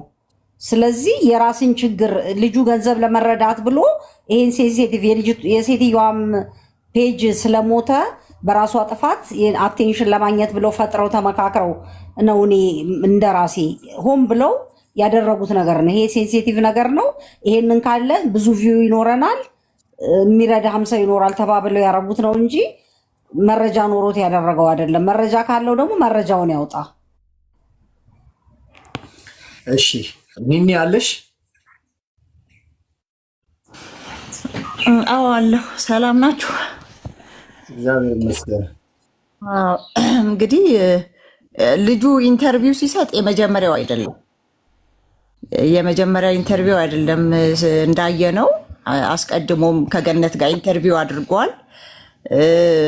ቤተሰቦቹ በ2 ዓመት እንደሞቱ በጣም ብዙ ቤተሰቦቹ አያቱን፣ እናቱን፣ አባቱን ጠቅላላ ቤተሰቡን 2 እህቶቹን እንዳጣ ተናግሯል። ስለዚህ ትልቅ የሆነ የሜንታል ችግር ላይ እንዳለ ነው የማስበው። ልጁ ፊዚካሊም ሲታይ የሆነ አለመረጋጋት አለበት። ቤተሰቦቹን ሚስ አድርጓል። አንድ እህት ብቻ ነች የቀረችኝ ያለ ሲናገር ነበር በዛኛው ኢንተርቪው ላይ። አሁን ድጋሚ ነው እንደገና በዚህኛው ኢንተርቪው ያንን ነገር አቀነባብረው ይዘውት የመጡት። ስለዚህ ልጁ ደህና ነው ወይ? ፊዚካሊም የታመመ ልጅ ነው፣ እየታመመ ነው፣ እግሩ ይታመማል። ቤት ውስጥ ነው ያለው፣ በጣም ትንሽ ጠባብ ቤት ውስጥ ሆኖ እንደውም ብዙ ጊዜ ላይቭ ላይ ይገባል እና ብዙ ሰዎች ኢንከሬጅ ያደርጉታል፣ ይረዱታል፣ ብር እንርዳህ ምናምን ይሉታል። ስለዚህ ያ በፊት ከነበረበት ነገሩ ልጁ ወርዷል። ስለዚህ አሁን የሆነ ነገር ፈልጓል ይሄ ልጅ ብዬ አስባለሁኝ። ወይ መገለጥ፣ ወይ ቫይራል መውጣት፣ ወይ ደግሞ በሰው ልብ ውስጥ መግባት ፈልጓል። ስለዚህ አሁን ይሄ እንደ ኢትዮጵያውያን የተቀነባበረ ነገር ነው ብዬ ነው ማስበው እኔ። ምክንያቱም እንዳለችው ቅድም ሜርሲ ኮንፊደንስ የለውም፣ አይኗን አያያትም፣ የሚያወራበት አቅሙ ራሱ በጣም የወረደ ነው። እውነት ሲሆን እኮ ያስታውቃል። በጭንቅ ነበር ድምፅ ራሱ የሚያወጣው። አስተውላችሁት ከሆነ በጣም እየተጨነቀ ነበር የሚያወራው የሆነ። እንደገና ደግሞ ሁለተኛ በጣም ብዙ ሰዎች እንደዚህ በዚህ በግብረ ሰዶም እንደሚፈልጉት ተናግሯል። ይሄ ራሱ በጣም የሚገርም ነው። እሱ ለምንድን ነው 3-4 ሰው በዚህ ነገር እሱን የሚመኘው? ተመኙት። ምክንያቱም የሆነም ሌላም ይሆነና ያለ ሲናገር ነበረ። ግን እምቢ አልኩት፣ የተደፋውበት አልፈልግም አልኩት። እንደገና ደግሞ መጨረሻ የሆነ ፓስተርም ብሎ ፓስተር ላይ ደመደመ። እንግዲህ ጆሮ ለማግኘት ይሁን አላውቅም፣ ግን ሳይኮሎጂካሊ ሰውየው ቢታይ ጭንቀት ውስጥ ከሆነ ያን ነገር ቢታይ ደስ ይለኛል። ግን እውነት ነው ብዬ እኔ አላምንም። ያው ካውንስሉ ይዞታል፣ ክስ ተመስርቶበታል እየተባለ ነው። እውነቱ ቢጣራ ያለውን ማስረጃ ቢያወጣ መልካም ነው። እሺ ሄሉ ዌልካም። አይ ቲንክ በደንብ የሰማሽ ይመስለኛል። እና እንዲህ አይነት ነገሮች ከምን የመነጩ አድርገን እንውሰዳቸው? ማለት ምንድን ነው ወደዚህ አይነት ነገር ውስጥ አሁን እሷ ትልቅ ሴት ነች። በአርቷ በቃ ኢትዮጵያውያን የምናከብራት ሴት የነበረች ነች። ከዛ በኋላ ደግሞ ከባሏ ጋር በነበራቸው ልዩነት አብረው እንዲኖሩ መቼም ለእሷና ለባሏ እንደገና ደግሞ ለዶክተር ወዳጄና ለጭርስል አልወድም ለሶፊያ እኔ የኢትዮጵያ ሕዝብ እኔ በቃ መልካም ምኞቱን የገለጠ ያለ አይመስለኝም ለሁለቱ ማለት ነው። እና የነ ጭርስል አልወድም ያው አልተሳካም። ያው በቃላት ሽርሽር በሙዚቃ ቃና ወደሚል እንትን ገብታለች። እሷ እንግዲህ ቀላቅላለች ዘፍሙሩን። ጭርሲልን እንግዲህ ምንም ልንረዳት ልንታደጋትም አልቻልንም። እችኛዋ ግን ተሳክቶላት እንግዲህ ከባሏ ጋር እንደገና ሪኮንሳይል አድርገው ታርቀው እንደገና አብሮ መኖር ጀምረዋል። ይሄን ደስታችንን ተናግረን ሳንጨርስ ሌላ አደገኛ እንትን ይዛብን መጣች፣ ርዕስ ይዛብን መጣች እና አሁን ላይ እንዲሁ ዝም ብለን እየተሰደብን እንዲሁ ዝም ብለን ማንም አፉን እየከፈተ እስከ ዛሬ መተናል። አሁን ግን እንደዛ አይነት ትዕግስት በቃ ወደማይኖረን ደረጃ ላይ ስንደርስ አይ ቲንክ እሱን ይመስለኛል ውጣና አስተባብል ብላው ይመስለኛል። እና እናንተ ምን ትላላችሁ? ይሉ ምን ትያለሽ አንቺ? እንግዲህ ወጥቶ የትላንትናውን ሰምቻለሁና እስቲ በዚህ ላይ ያለሽን ሐሳብ ከዛ ከታች ደግሞ ወንድማችን ቴድሮስ ትቀጥላለህ።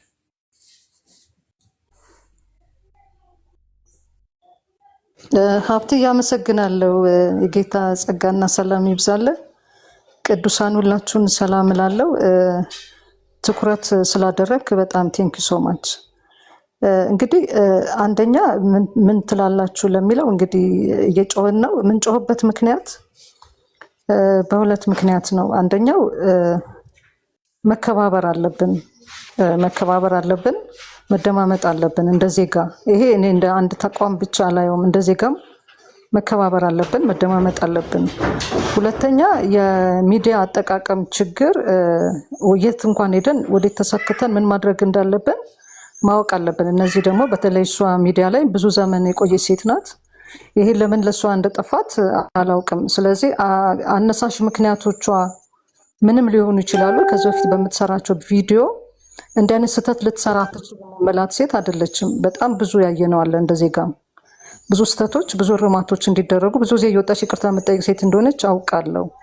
ግን አሁን ግን የመጡበት እና የነኩት በተን በጣም ጥሩ አይደለም።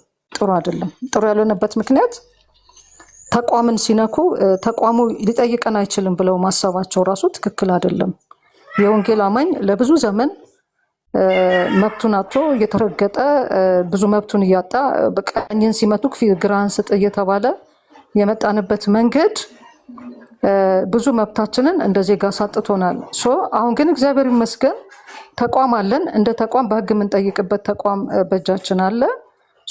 ከሷ ያለው ጠቅላላ እንደ ዜጋም እንደ ቲክቶክ አገልጋይም ቲክቶክ ላይም እንዳሉ የሌላ ቤተ እምነቶች ትልቅ ሌሰን እንዲወስዱ ስለምንፈልግ ነው። ስለዚህ ተደራሽነቱ ሰፊ ነው ማለት ነው። አሁንም በቲክቶክ የወንጌል አማኙን እየተነሱ ከ10 ዓመት በኋላ ከ20 ዓመት በኋላ ትፈርሳለህ እያሉ የሚናገሩ ሰዎች ሁላ ሌሰን የሚወስዱበት ጭምር ነው ብዬ አምናለሁ። ከዚህ በፊት ወንድማችን ተመስገን ይህን ጉዳይ አድርጎ ጮኸናል። ሁላችንም ወጥተን ያው ይቅርታ ሲጠይቅ ካውንስሉም አይ ቲንክ አስተባብሎለታል ወይ ደግሞ የልጁን ያለበትን ሌቭል ግምት ውስጥ አስገብቶ ነገሩን አልፎታል። ግን እቺ ሴት ዓለም አቀፍ ደረጃ የምትታይ ሴት ናት፣ ያ ሰውም እንደዛው። ስለዚህ አንደኛ ግልጽ የሆነ መረጃ ባልሰጡበት ሁኔታ፣ ምንም አይነት መረጃ በሌለበት ሁኔታ ድጋሚ ደግሞ ህብረተሰቡ መጮህ ሲጀምር፣ መብቱን ማስጠበቅ ሲጀምር ደግሞ እንደገና ይዘውት የመጡት ወይም ልጁ ይዞት የመጣው መረጃ በቂ አይደለም። ሶ እንደዚህ አይነት ጉዳዮች በይቅርታ ብቻ ይታለፋሉ ወይ ብሎ ግምት ውስጥ ማስገባት ያስፈልጋል። ስለዚህ ውጤቱ ምን ይሆናል የሚለውን የካውንስሉ ስራ ስለሆነ ህግ ክፍሉ ስለያዘው ህግ ክፍሉ ይቀጥልበታል ማለት ነው። እነሱ መረጃ አቅርበው በትክክል እንደዚህ የሚያደርግ ሰው ካለ እኛም ስለምንፈልገው ካመጡ ጥሩ ነው በጣም። ይሄ እንደ ቤተክርስቲያንም እንደ ሀገርም በጣም ጠቃሚ ነው። አይ ቲንክ ሶ። ግን አሁን ሳያቸው ግን ማምጣት የሚችሉ አልመሰለኝም ከልጁ ንግግር። አመጡም አላመጡም ግን መማሪያ መሆን አለባቸው። አንዳንድ ጊዜ ይቅርታዎች ገደብም አላቸው፣ ልክም አላቸው። ይቅርታ በህግ ፊትስ እንዴት ይታያል የሚባለው መታየት አለበት። ለምን ይሄ ግብረ ሰዶማዊነት የሞራል ኢሹም ጭምር ነው። ይሄ የሃይማኖት የቅድስና የመርከስ ብቻ ሳይሆን የሞራል ኢሹም ነው፣ የዜጋም ኢሹ ነው፣ የትውልዱም ኢሹ ነው። ስለዚህ እኛ ብቻ አይደለም መጮህ ያለብን። ከዚህ በፊትም እዚህ ራሱ በጣም ዕቅበተ እምነት ውስጥ እየገቡ በዚህ ልክ ስለ ግብረ ሰዶም በወንጌል አማኝ ለሚናገሩ በጣም ብዙ ሰዎች በምህረት ያለፍናቸው አሉ።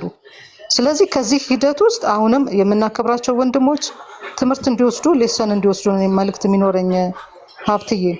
እነሱ ግን መረጃቸውን ማምጣት አለባቸው። ካውንስሉም እንደማይለቃቸው ግልጽ ነው። መረጃውን ማምጣት አለባቸው። የለንም ካሉ ግን እንግዲህ የህግ አካል የሚወስደው ውሳኔ ይሆናል ማለት ነው። ይሄው ነው የሚኖረኝ ሀብትሽ። ከዚህ ሁሉም ሰው መማር አለበት ነው የምለው። ቴንኪው ሀብትሽ። ጥያቄ ካለ መመለስ እችላለሁ። እሺ ቴዎድሮስ ሀሳብ አለ? ያው ስትጽፍልኝ ስለነበረ እስቲ ወደ አንተ ሀሳብ ልምጣ።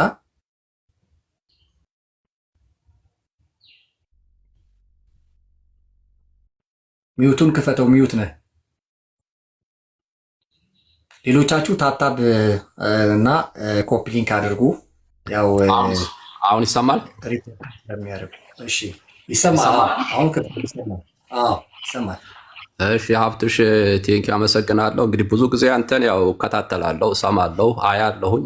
ያው ሀሳብ ለመስጠት ብዙ እንትን ባልልም ዛሬ ግን የተነሳው ሀሳብ በጣም ወሳኝና ደግሞም አስፈላጊ ርዕስም ስለሆነ ልገባ እና በደንብ እስከ መጨረሻ ልከታተል አስቤን የገባሁትና በመጀመሪያ አንተ ጌታዊ ሲባርክ ተባረክ ለማለት ነው። ከዛ ውጭ ልጁም ያነሳውን ወይዘሮ ገነትም ያነሳችውን ሀሳብ ሁለቱ መካከል የነበረውን ቃላት ልውጦች አሁንም ሰምቻለሁ። ልጁም የሰጠውን ይቅርታም እንዲሁ አድምጫለሁ።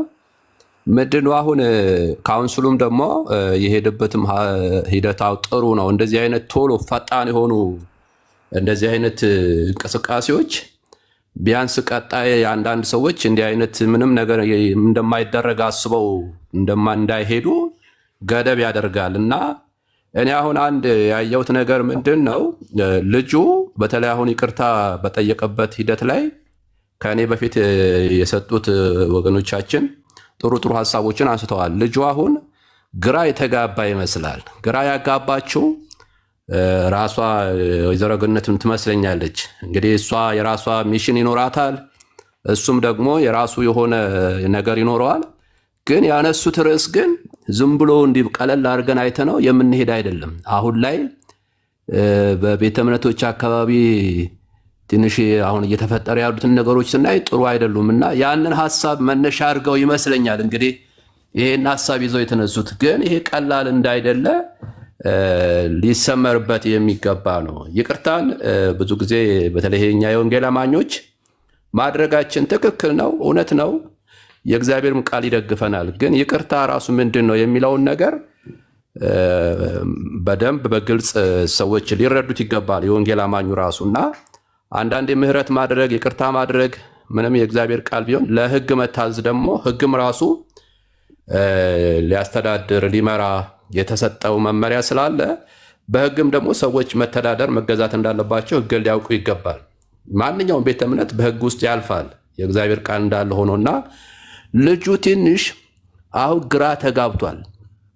አሁን ይቅርታ የጠየቀበት ላይ ብዙ ፕሮቴስታንት ጓደኞች ወዳጆች አሉ፣ ቤተሰቦችም አሉ፣ ኦርቶዶክስ ውስጥም አለ፣ እስልምና ውስጥም አለ እያለ አሁን ሁሉንም ሊነካካ የሄደበት መንገድ ትክክል አይደለም። ይሄ ሁሉ ኮንፊውዥን ውስጥ እንደገባ ግራ እንደተጋባ ያስታውቃል። እና እኔ እንደው ጠቅለል አድርጌ ሀሳቤን ለመስጠት የምፈልገው በዋናነት ወይዘሮ ገነት አሁን ትንሽ ግራ የሚያጋቡ ነገሮች ናቸው የምንሰማቸው። ታዋቂነቷን እሱም ለራሷ ቢሆንም ግን አሁን እየሄደችበት ያለው ሌላ መስመር ውስጥ የሚከታትም አይነት ነገር ነው። ይሄ እንግዲህ ህግ ራሱን ያካሄድ እንዳለ ሁሉ የወንጌል በተለይኛ የወንጌላውያን ቤተክርስቲያናቱን ይሄ ወንጌላውያን የወንጌል አማኞቹ ግን ይሄን ነገር በጣም እንደሄዱበት ቤተ እምነቶች በሙሉ በዚህ ጉዳይ ላይ ስራ መስራት እንዳለባቸው ነው የሚያሳየው። ይሄንን ነው ለማለት ነው። ከዚህ በላይ በጣም ብዙ ሰዎች ከኔ በፊት አንስተውታል። በድጋሚ ግን አንተን ጌታዎች ሲባርክ እንዲህ አይነት ነገሮችን እንግዲህ ዋጋ የሚያስከፍል ነው። አንዳንዱ ያው ሰማለሁ ብዙ ጊዜ አንተም ላይ የሚባለውን፣ አንተ ግን እግዚአብሔር ረድቶ እስካሁን ድረስ ቆመሃል።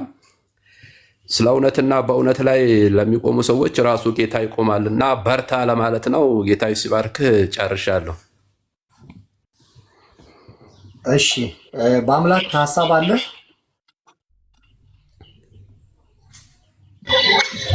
ሰላም እንደምን አረፈዳችሁ?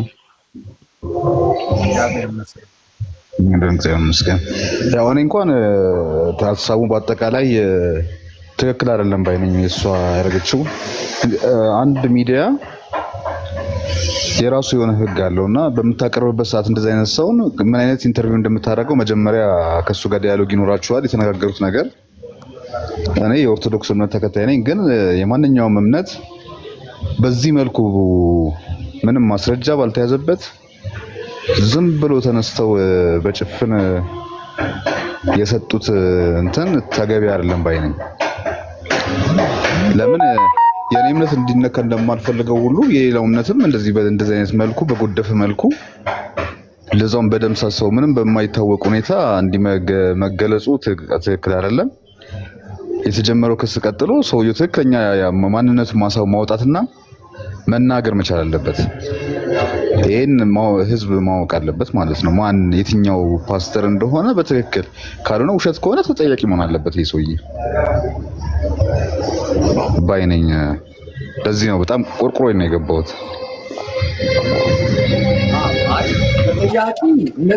ተጠያቂነት መስፈን አለበት። ቅድም ሄሉም እንዳለችው እሱ ምንም ሳይታለም የሚፈታ ነገር ነው። ለምን እስከዛሬ በጣም ብዙ ነገሮች እንደምታውቁት እንደኛ እንደ ሁለተኛ ዜጋ የታየ ኢትዮጵያዊ ያለ አይመስለኝም። እኔ እንኳን በዚህ 30 ዓመት ውስጥ በተለይ ከኢህአዴግ መግባት ጋር ተያይዞ እንዴት ዋጋ ስንከፍል እንደነበረ የቀብር ቦታ እንደ ሀገር የቀብር ቦታ ተከልክለን የሃይማኖት ነፃነትህን በራስ በሰራኸው ቤት ውስጥ እንኳን ድምፅህን ከፍ አድርገህ አውጥተህ ማምለክ የማትችልበት የድንጋይ ናዳ የሚወርድበት በእኔ እድሜ እኮ የደረስኩበት ነው። ከዚህ ከኢህአዴግ መግባት ጋር ተያይዞ እስቲል አንዳንድ ቦታዎች ላይ አሁንም አሉ እኮ ኢትዮጵያ ውስጥ ሆነን የሃይማኖት ነፃነት በታወጀበት ሀገር ውስጥ አሁን በዚህ ጊዜ እንኳን በነፃነት ማምለክ የማይችሉ፣ በነፃነት ኮንፈረንስ ማድረግ የማይችሉ፣ በነፃነት ወጥተው ትራክት ለሰዎች መስጠት የማይችሉ በጣም በርካታ ችግሮች ያሉበት ቦታ አለ። እኔ እንደው ብዙ ጊዜ ምን እላለሁኝ፣ ለምሳሌ የኢትዮጵያ የወንጌል አማኞች ትግራይ ላይ ቁጥራቸው አነስተኛ ነው። የወንጌል አማኞች ወለጋ ላይ ግን ቁጥራቸው ከፍተኛ ነው። ሆሳና ላይ ቁጥራቸው ከፍተኛ ነው። ወላይታ ላይ ቁጥራቸው ከፍተኛ ነው። ጌዲዮን ላይ ቁጥራቸው፣ ሲዳማ ላይ፣ ቦረና ላይ፣ ጉጂ ላይ ቁጥራቸው ከፍተኛ ነው። አንዱ ቦታ ላይ ቁጥሩ ከፍተኛ የሆነ ቤተ እምነት አንዱ ቦታ ላይ ደግሞ ቁጥሩ አነስተኛ ነው። እዛ ቁጥር ከፍ ስላለ አጠቃለው ብትል አታካረጋለው ብትል እዚህ ቁጥሩ አነስተኛ የሆነው የዛ እምነት ተከታይ ላይ ደግሞ ሌላ ችግር እንደምትፈጥሩ ማወቅ አለባችሁ። ይሄ እኮ ግልጽ እኮ ነው። እንዴ? አዎ እስልምና ትግራይ ላይ ቁጥሩ አነስተኛ ነው። አማራ ክልል ላይ ጎጃም ላይ ወይም ጎንደር ላይ ቁጥሩ አነስተኛ ነው።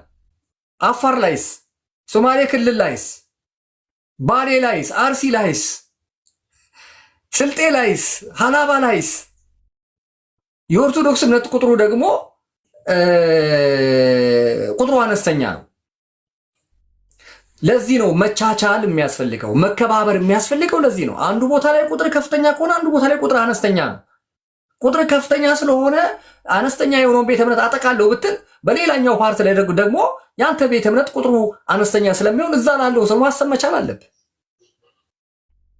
ይሄ እኮ ግን ምን ይሄ እኮ እያንገሸገሻችሁ የምትወጡት እውነት እኮ ነው። አሁን ግን ሁሉንም እኩል በሚያደርግ ደረጃ መጣ። እስልምና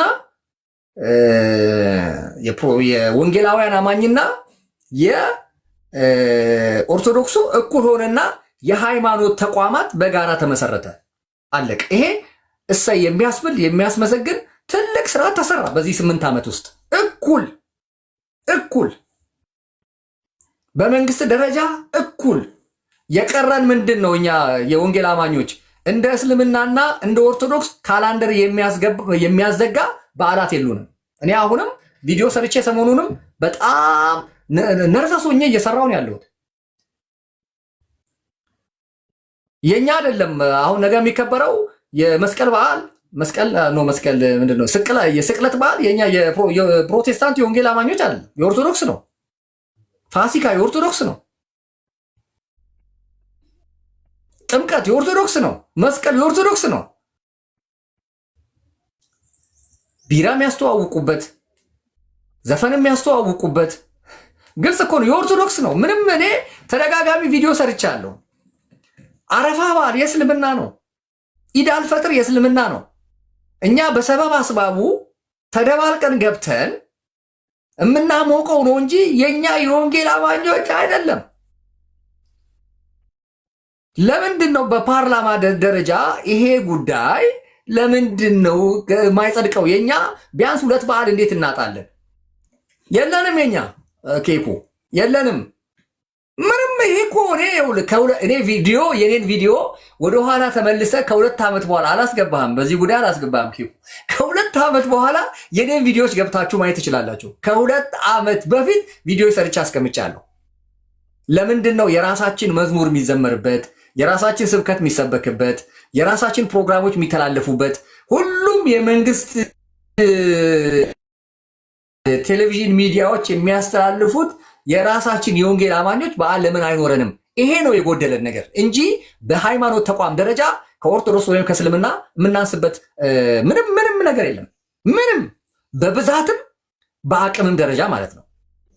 አሁን ይሄ አናዷቸው፣ ይሄ አበሳይቷቸው ይሆን ገነት ንጋቱ አላቅ የሞከሩ አሉ። አክቹዋሊ አሁን ነጋሽ በዳዳ እና አርአያ መካሻ ብዙ ጊዜ መልስ ለአርአያ መካሻ መልስ ለነጋሽ በዳዳ እያልኩኝ የወንጌል አማኞችን ወክዬ በርካታ ቪዲዮዎችን የመልስ ምት እሰጣለሁኝ ለነሱ። እዩ ጩፋ ባጠፋው ወይም ጆጭሮ ባጠፋው ጠቅላላውን የወንጌል አማኝ ነበረ ሲወቅቱ የነበሩት እነ አርአያ መካሻና እነ ነጋሽ በዳዳ። እኔ ሀብትሽ ቦረና እኮ ኦርቶዶክስ ውስጥ ሆኜ ወይም ካቶሊክ ውስጥ ሆኜ እኮ አይደለም እዩ ጩፋን የምቃወመው ወይም ጆጭሮን የምቃወመው ወይም ሚኬሲ ጋር ወይም መካኒሳ ማየውን ነገር ትክክል ያልሆነን ነገር ትክክል አይደለም ብዬ የምቃወመውና እርማት ይካሄድ ምለው ካቶሊክ ወይም እኮ ኦርቶዶክስ ሆኜ አይደለም። ለእኛ ለራሳችን እኔ ሀብትሽ ቦረና በቂ ነኝ ነው። እኔ አንዱ ሀብትሽ ቦረና በቂ ነኝ። እንኳን ዛሬ በርካታ ሰዎች እርማት የሚሰጡ የሚያስተካክሉ ሰዎች ባሉበት የወንጌል እምነት ውስጥ ቀርቶ እንደ አጠቃላይ በክርስትና ሰርክል ውስጥ ኦርቶዶክስን የምንነካበት ጊዜ አለ። በክርስትና ሰርክል ውስጥ ነው ያልኩት። ለምሳሌ ኦርቶዶክስ የሆነን እንትን ቆሞስ ጳጳስ ብላ ብትሾም አያገባኝም፣ እኔ አያገባኝም። የሆነን መሪጌታ ቄስ ነው ብላ ብትሾም አያገባኝም። ይሄ የውስጥ የራሱ አሰራር ነው፣ አይመለከተኝም። ይሄንን በውስጥ አሰራራ አይመለከተኝም። ነገር ግን ክርስትናን በሚመለከት መጽሐፍ ቅዱስን በሚመለከት ግን ስህተቶች ካሉ እነዛን ስህተቶች ሜንሽን አደርጋለሁ።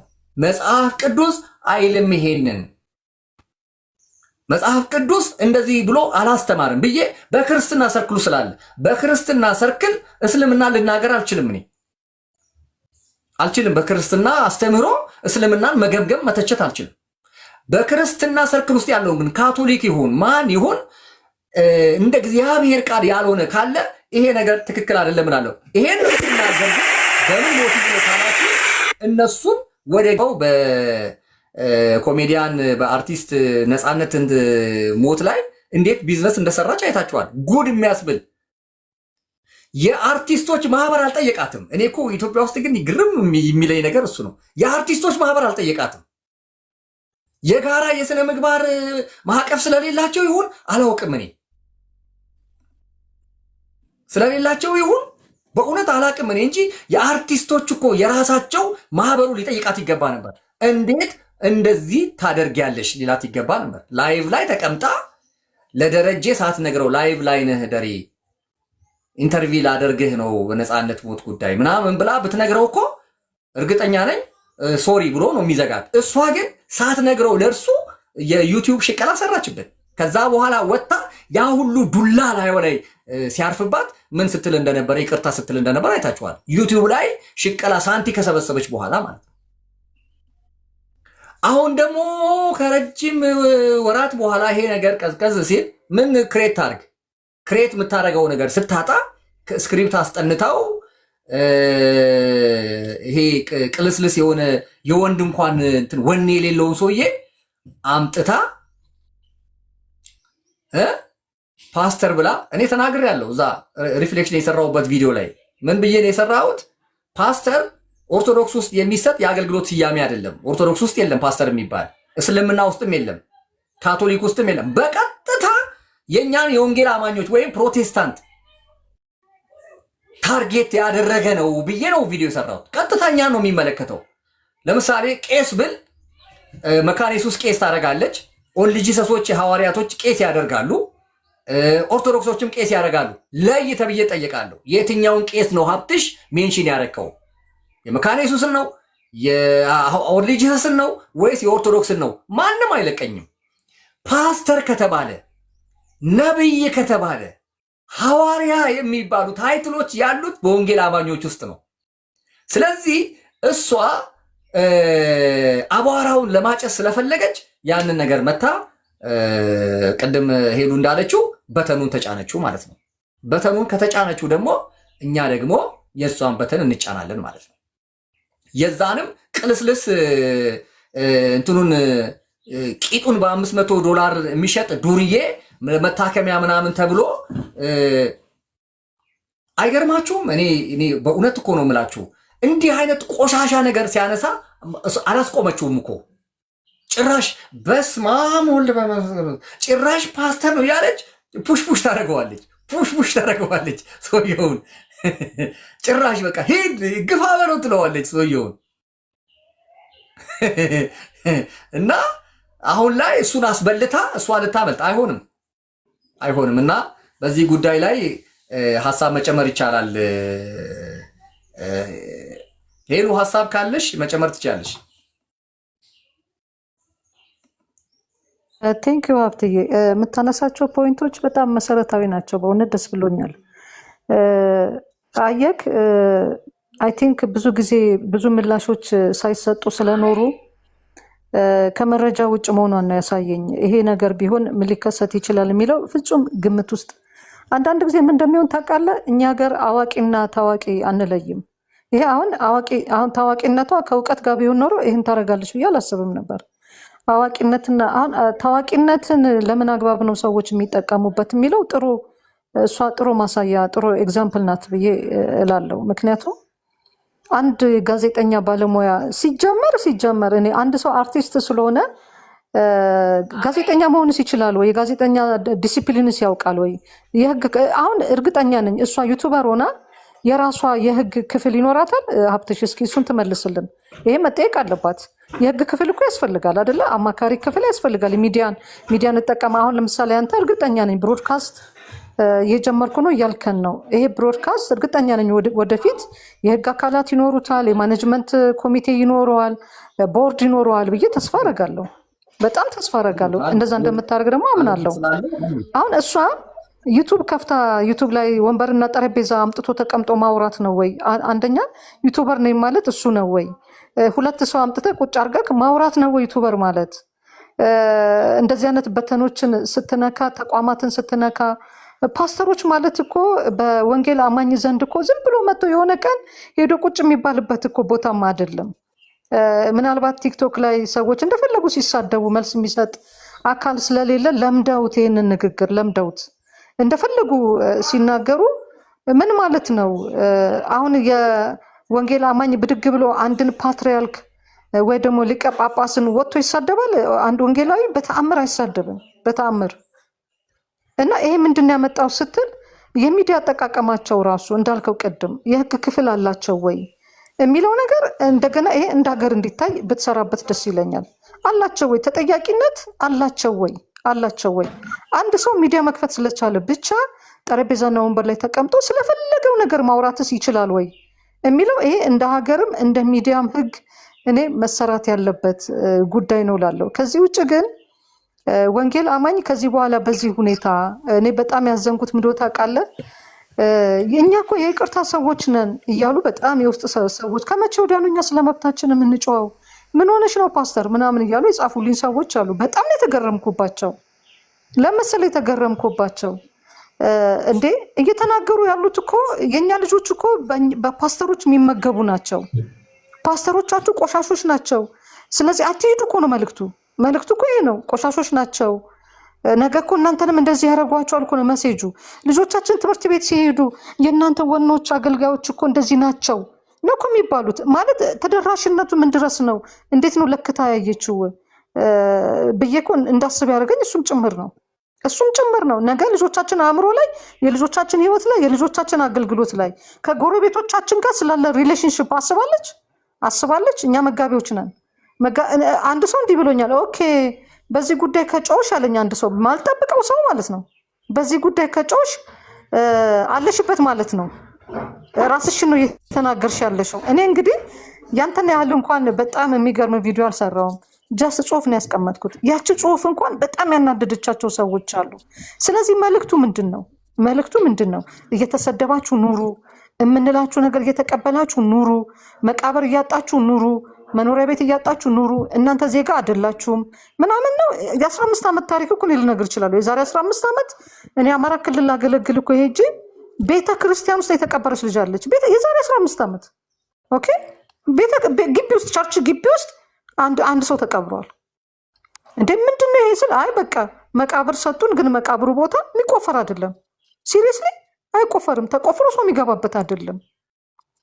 እና ገና የነገር ፕሮሰስ እያደረግን ነው። እግዚአብሔር ይመስገን ዛሬ መቃብር ቦታ አግኝተናል። ሲጀመር ጴንጤ እኮ ባይቀበርም ችግር የለበትም። በቆሙ ስለሚኖረው ነገር ኖሮ ነው የሚጨነቀው እንጂ ግን እሱን ምን አድርገውታል?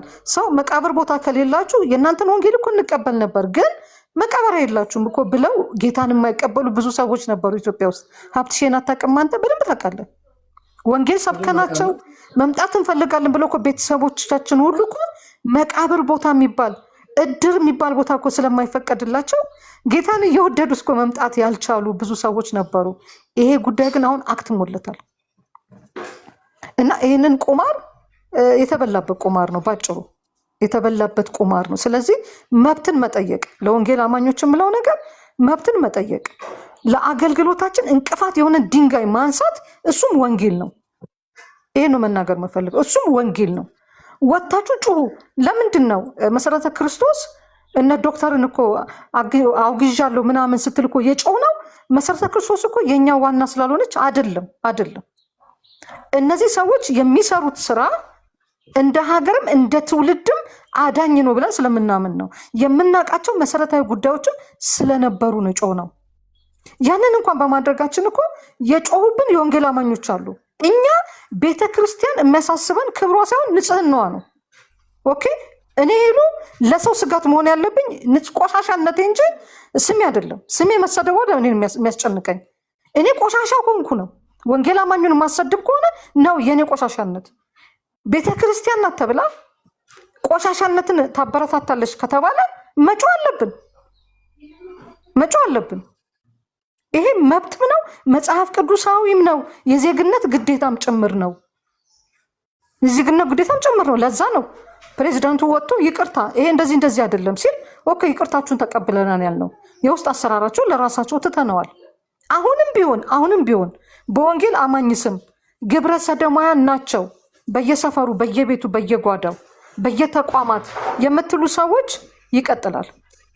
እዚህ ኮሜንት እየጻፋችሁ ያላችሁ ሰዎች እመኑኝ ፒን ነው የምናረጋችሁ። ከዚህ በኋላ ፒን እየሰማችሁኝ ነው። በደንብ ነው ፒን የምናረጋችሁ። ስለ መብታችን ስንወጣ ወጣችሁ የምትሳደቡ ሰዎች ፒን እናረጋችኋለን። ከዛ በኋላ መልስ ትሰጣላችሁ። ይሄን ነው የምለው። ሀብትሽ እሺ፣ ጆን አለ። ሀብትሽ አንዴ ልናገር እኔ እና ሉታ ከፈቀድክልኝ። ሌላው ደግሞ የዲያብሎስ ትርጉም ስም አጥፊ ነው። ትርጉሙ ማለት ነው ዲያብሎስ ማለት ስም አጥፊ ነው። ብዙ ጊዜ የወንጌል አማኙን እንደው ከሌላው እንኳን እምነት ብዙ አንገቱን ደፍቶ የሚኖር ህዝብ ነው። ይሄን ያህል ምንም ያጠፋ ነገር ሆኖ ጥላቻ አሁን እንኳን ከስር የምትጽፉት እነከሌ ሲሏችሁ ለምን ዝም አላችሁ ምናምን እያላችሁ እንትን የምትሉት እንደገና ናችሁ ግብረ ሰዶም ናችሁ እያላችሁ የምጽፉት እኛ እኮ ከሆነ በማስረጃ አውጡ፣ እኛም እንድናወግዘው። እኛም እኮ እኛ ጋር ያለ ግብረ ሰዶም ነገ እናንተ ቤት ይመጣል። እውነተኛ ከሆነ እከሌ ነው ብላችሁ ንገሩን ነው እንጂ ለምን ተባልን አይደለም። ያለ ማስረጃ ግን ስም ለማጥፋት ከምድር ተነስታችሁ እንደዚህ ማድረግ የዲያብሎስ ስራ ነው። ብዙ ጊዜ ንቀን የምንተወው እኮ የሴጣን ስራ ነው። በቃ ክስ የሴጣን እንደሆነ ስለምናቅ ነው እውነተኛ ያልሆነ ክስን ንቀን ዝም የምንለው። አሁን ግን በህግ ድርጅት አለው፣ ድርጅቱ በህግ ይጠይቃል። ይሄን እንትን ለማለት ነው። እሺ ጆን አለ አሎ ሀብትሽ ሰላም ነው? ሁሉ ሰላም? እግዚአብሔር ይመስገን። እንዴት ነህ? አለሁኝ እግዚአብሔር ይመስገን። ሰላም ነው አለሁልህ። ሀሳብ ካለ ፈቀዳል። አዎ የልጁ ጥፋት እንትን ሜንሽን ማድረግ ነበረበት ብዬ ነው የማምነው። ሰው እንትን ሀብትሽዬ የለውም እኮ የለኝም አለ እኮ።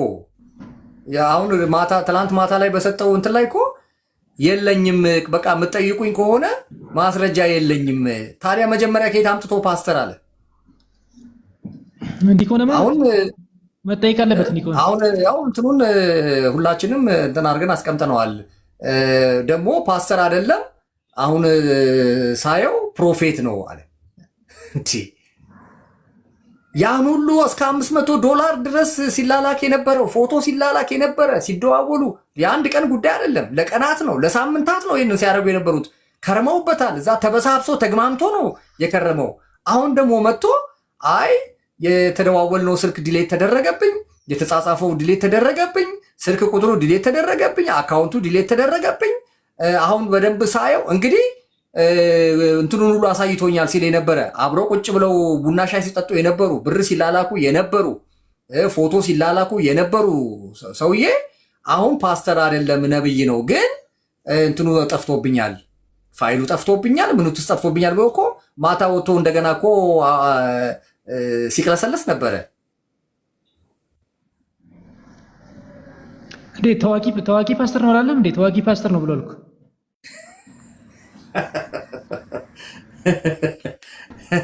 አሁን ደግሞ ነብይ ነው፣ ፕሮፌት ነው። ታዋቂ ፓስተር ነው ብሎ ጉባኤውን አይቻለሁ፣ ህዝብ የሚጨፍርበት ህዝብ የሚያስተምርበት ነው ብሎ እንደገና ገንዘብ $500 ላከልኝ ብሎ ሲል ፎቶ ሲላላክ ምን ሲል የከረመ አውቀዋለሁ ሲባል ሲል የነበረው ሰውዬ አሁን ደግሞ እና ይሄንን ነው እያልን ያለ ነው። ፐርፐዝሊ የተጠነሰሰ ፐርፐዝሊ የታቀደ ስም የማጥፋት ሴራ እንደሆነ በዚህ ነው በህግ መጠየቅ አለባቸው ያለው። በዚህ ምክንያት ነው፣ ሆን ተብሎ የተደረገ ስለሆነ ማለት ነው።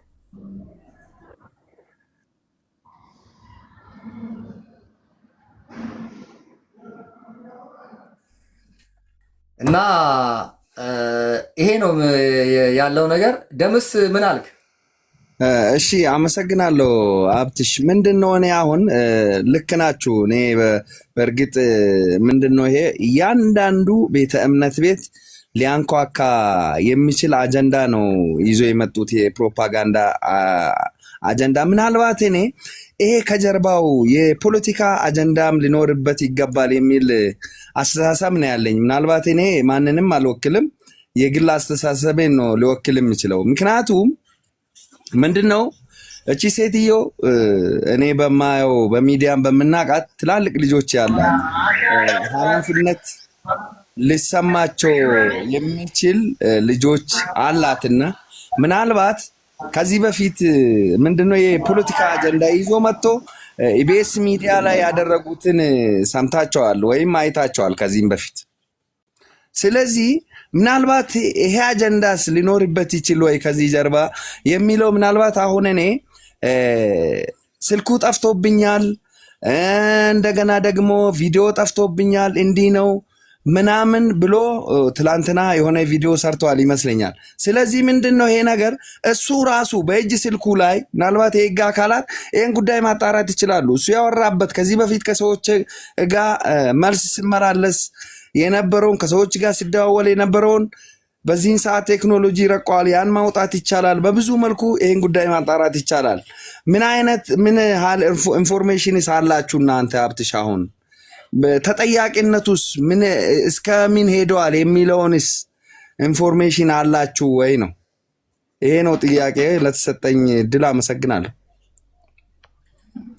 እንግዲህ ከካውንስሉ ጋራ ያው የካውንስሉ የህግ ክፍል አለ። የካውንስሉ የህግ ክፍል ስላለ የህግ ክፍሉ ያው ጠንካራ ክፍል ነው ያለው። እነሱ ሄደዋል፣ ያው እየተከታተልን ያለ ነው። እንግዲህ ይቀርቡና ከዛ በኋላ ነው ህግ ክፍሉ ወደ አቃቢ ህግ ተመርቶ አቃቢ ህግ እንደገና መደበኛ ክስ ከሶ እነዛን ቪዲዮዎች እንደምታውቀው በሲዲ ምናምን አድርጎ ከዛ በኋላ ሰምተናል የሚሉ ሰዎችን ማንም የሰማውም ስለሆነ ማስረጃ ያቀርባል። ከዛ በኋላ እንግዲህ እነማን እንግዲህ ባክፎርስ ያደረጓቸውን የሚለውን ነገር እንግዲህ እነሱ የሚሄዱበት ነው የሚሆነው። ግን ትልቁ እኛ እነሱ ገብተው በየቅሊንጦ በየቃሊቲው እንዲንገላቱ ምናምን እንዲንከራተቱ ሳይሆን ይሄ ሴራ መፍረስ አለበት ነው። በቃ መፍረስ አለበት። ከዚህ በኋላ ማንም ትልቅ ማንም ትንሽ የሚባል ሃይማኖት ኢትዮጵያ ውስጥ ኖ ሞር። በቃ ከዚህ በኋላ ያ አክትሞለታል። ያ ያከተመለት ጉዳይ ነው። ቅድምም ተናግሬያለሁ። አንድ ቦታ ላይ ብዙ ስለሆን አንድ ቦታ ላይ ጥቂት ተከታዮች ምዕመን እንዳለ ማወቅ አለብህ ኢትዮጵያ ውስጥ። በነገራችን ላይ የሚገርምህ ሆሳና እኔ መቼ ነው የዛሬ 2 ዓመት ያው የእግር ኳስ ባለሙያም ስለሆንኩኝ ክለብ ይዤ እዛ ነበርኩኝ። የዛሬ 2 ዓመት ሆሳና ነበርኩና እንደምታውቁት በታሪክ ለመጀመሪያ ጊዜ የዛሬ 2 ዓመት ነው የጥምቀት በዓል የተከበረው። እኔ እዛ ነበርኩኝ፣ ጌም ስለነበረ እዛ ነው። በታሪክ ለመጀመሪያ ጊዜ ማለት ነው የዛሬ 2 ዓመት ነው የጥምቀት በዓል የተከበረው ሆሳና ውስጥ ከተማ ውስጥ። ይሄ የሚያሳየው ምንድን ነው? አንዱ ቦታ ላይ ቁጥር ከፍተኛ ስለሆነ እንደፈለክ ማለት ትችላለህ ማለት አይደለም።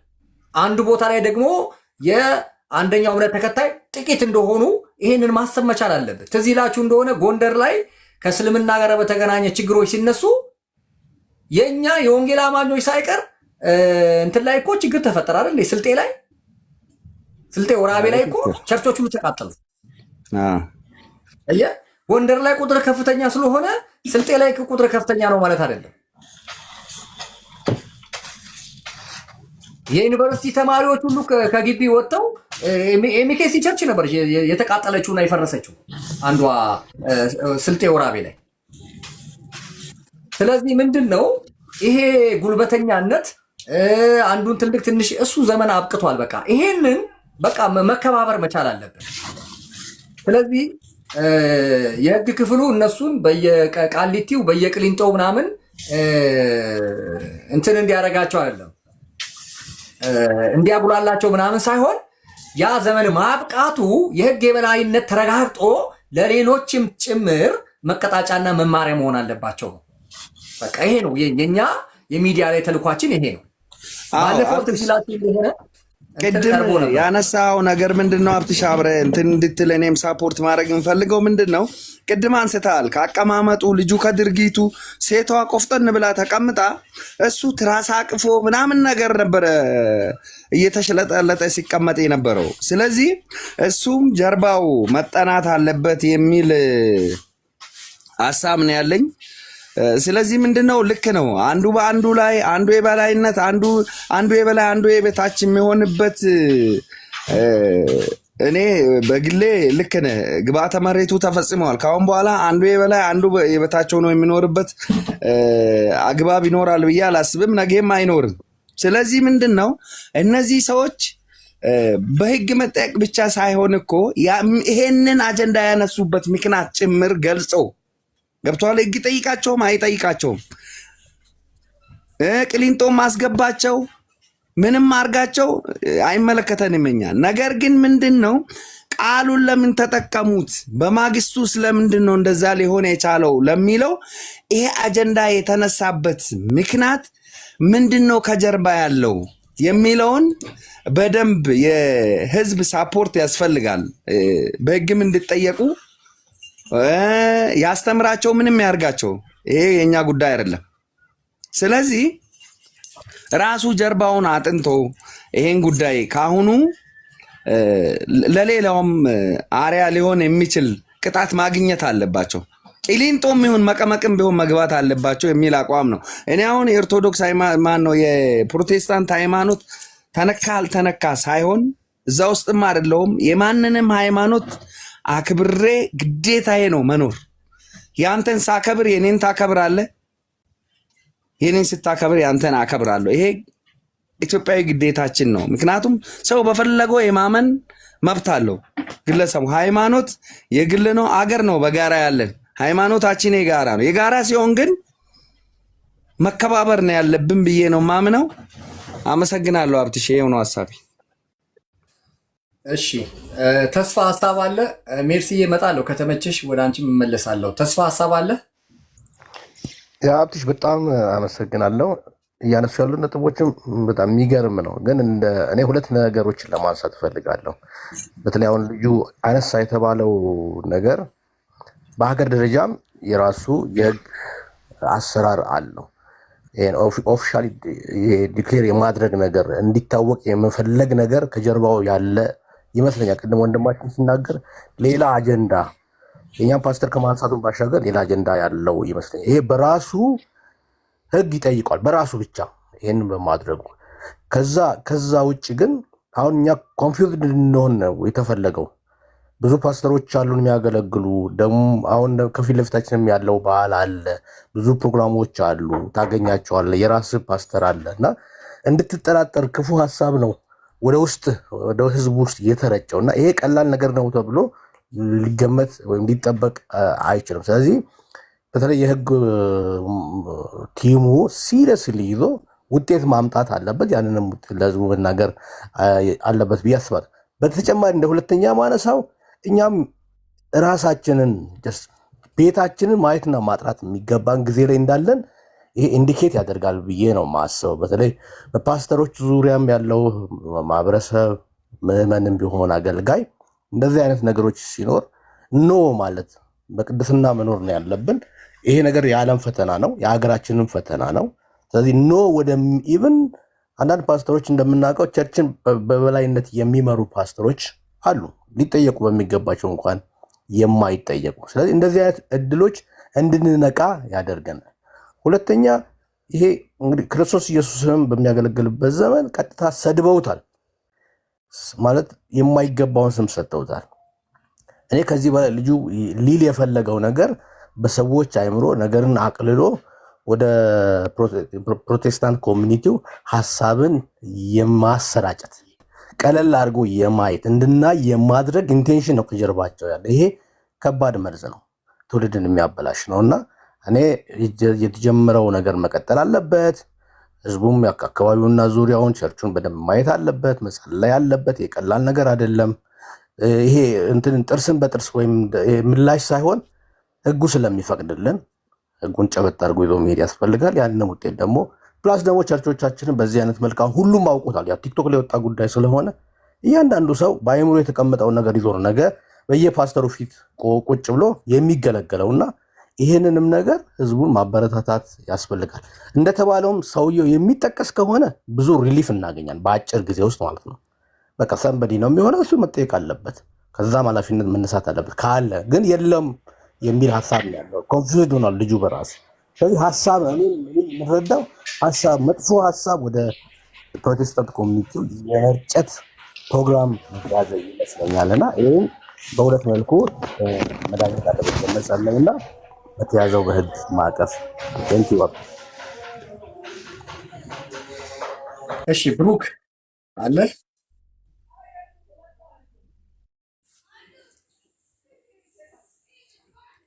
ብሩክ ይመችሃል? አዎ ሀብትሽ እየሰማው ነው። እንግዲህ ብዙዎቻችሁ ያነሳችሁትን ሀሳብ ሰምቻለሁ። እንዲሁም ደግሞ ያደረጉትንም ቃለ ምልልስ እነሱም ሰምቻለሁ። በአጠቃላይ ግን ምናልባት ሁላችሁም ስሜት እንደሚሰማችሁ አስባለሁ። ይሄ በቀላል የሚታለፍ ጉዳይ አይደለም። መላው ከ35 ሚሊዮን በላይ የወንጌል አማኝ እምነትን የሚያጠለሽ የሆነ ኖርማል ንግግር በሚመስል ነገር ግን ከጀርባው ብዙዎችን በጣም የሚያስቆጭና ቁጣን የሚቀሰቅስ ንግግር ነው ያደረጉት። ይሄ ሰው ግን በአጠቃላይ እኔ እንደው አንድ ሀሳብ ነው መናገር የፈለኩት። እንዲህ ዝም ብለን አወርተን የምናልፈው ጉዳይ አይደለም።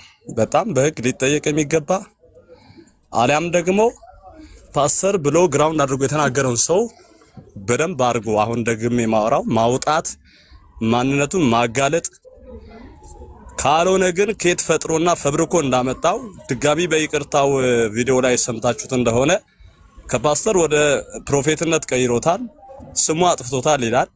እርስ በርሱ የሚጋጭና የሚጣረስ የተመታ ሐሳብ ይዞ ነው አድበስብሶ ለማለፍ የፈለገው። ሐሳቡ ምንም የሌለ ፈብርከው የወንጌል አማኙን ስም ለማጠልሸት ሁለቱም በቃ ቁም ነገር የያዙ ይመስል እርስ በርስ የሚያወሩትን ሐሳብ ከጀርባ አጥንተው የመጡት ሌላ የሆነ ስክሪፕት ነውና ይሄ ቶሎ በአስቸኳይ የወንጌል አማኙንም እንዲሁም የሚመለከተውን አካል ቶሎ ምላሽ መስጠት አለበት፣ ጊዜ ሳይሰጠው ማለት ነው። ይሄ በጣም ደስ የማያሰኝ ሐሳብ ነው የሚለው ነገር አጠንክሬ ለመናገር ነው የፈለኩት። ሌሎቻችሁ ብዙዎቻችሁ አንስታችሁታል። እንዲሁ በንግግር የሚታለፍ ሳይሆን ቶሎ ወደ እርምጃ ነው መግባት ያለበት። እንደዛ አይነት ነገሮች ትላንትና ባለፉት ዘመናት ሲደረጉ የነበሩ አይነት አሁን ደግሞ ይሄ ጊዜውን ወቅቱም የሚፈቅድ አይደለም። አሁን ሀብትሽ እንደተናገርከው የሁሉም እምነት አንዱ ከአንዱ አይበልጥም አያንስም። ሁሉም በማንነቱ ሊከበር እርስ በርስ ሊቀባበል ሊደጋገፍ የሚገባበት ሐሳብ እንጂ ይሄ እንደባለፉት አመታትና ዘመናት አሁንም በዚህ አይነት ጭቆናና እየተዛለፉ እየተሳደቡ ስም በማጥፋት በሌለ ነገር በዚህ መልኩ መቀጠል አለበት ብዬ አልልም። ይሄ ብዙዎቻችሁም ሐሳብ ነው። ከዚህ በላይ አላልፍም። አመሰግናለሁ። ሀብትሽ የብሩክ ቃል አለሽ?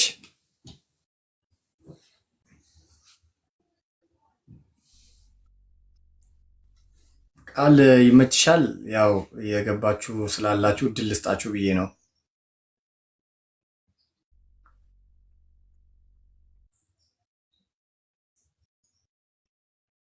እሺ ጂሰስ ኢዝ ካሚንግ።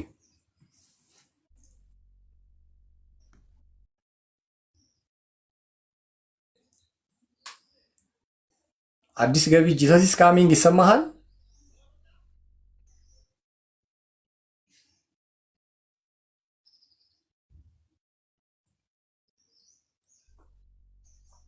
እሺ እንደዚህ አይነት ነገሮች እኔ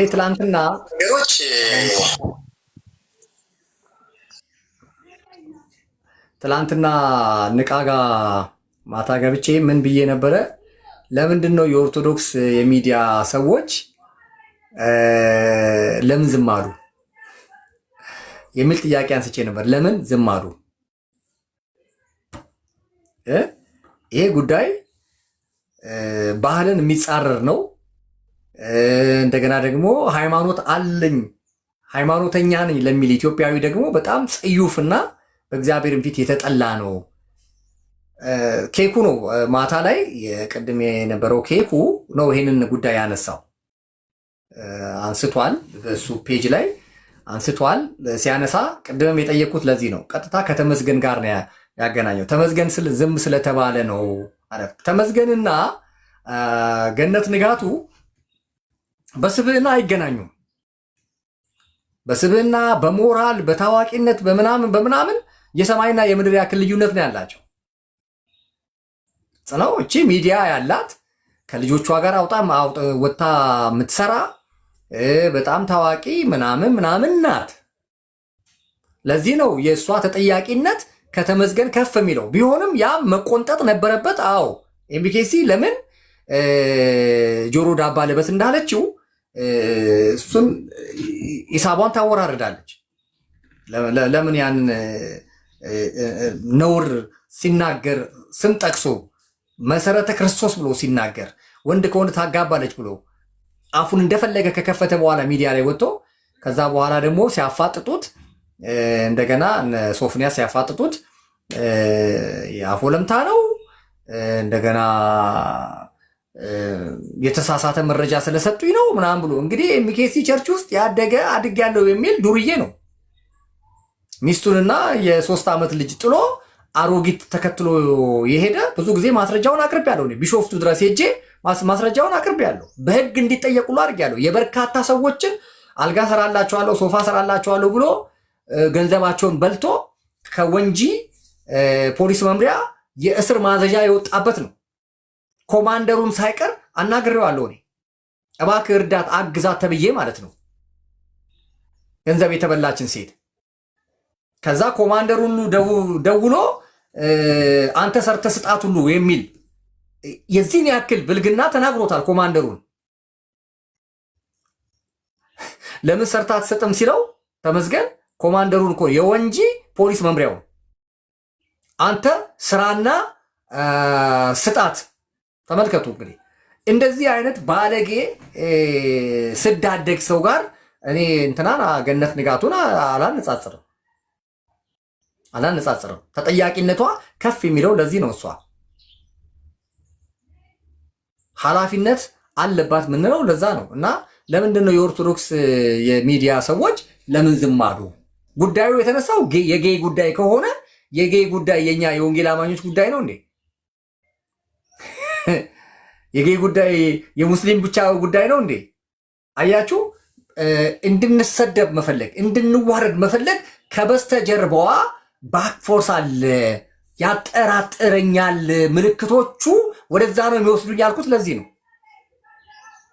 ይሄ ከሆነ ደግሞ የኛ ይከፋል። አትችሉንም ብያለሁ። በዚህ ጉዳይ ላይ ከመጣችሁ የኛ ነው የሚከፋው ብያለሁ። ስለዚህ በዚህ ጉዳይ ላይ የነሱ ዝምታን መምረጥ ጤነኝነት አልመሰለኝም ነው። ፋሲል እንኳን ደህና መጣ። ወደ አንተ ሐሳብ ልምጣ።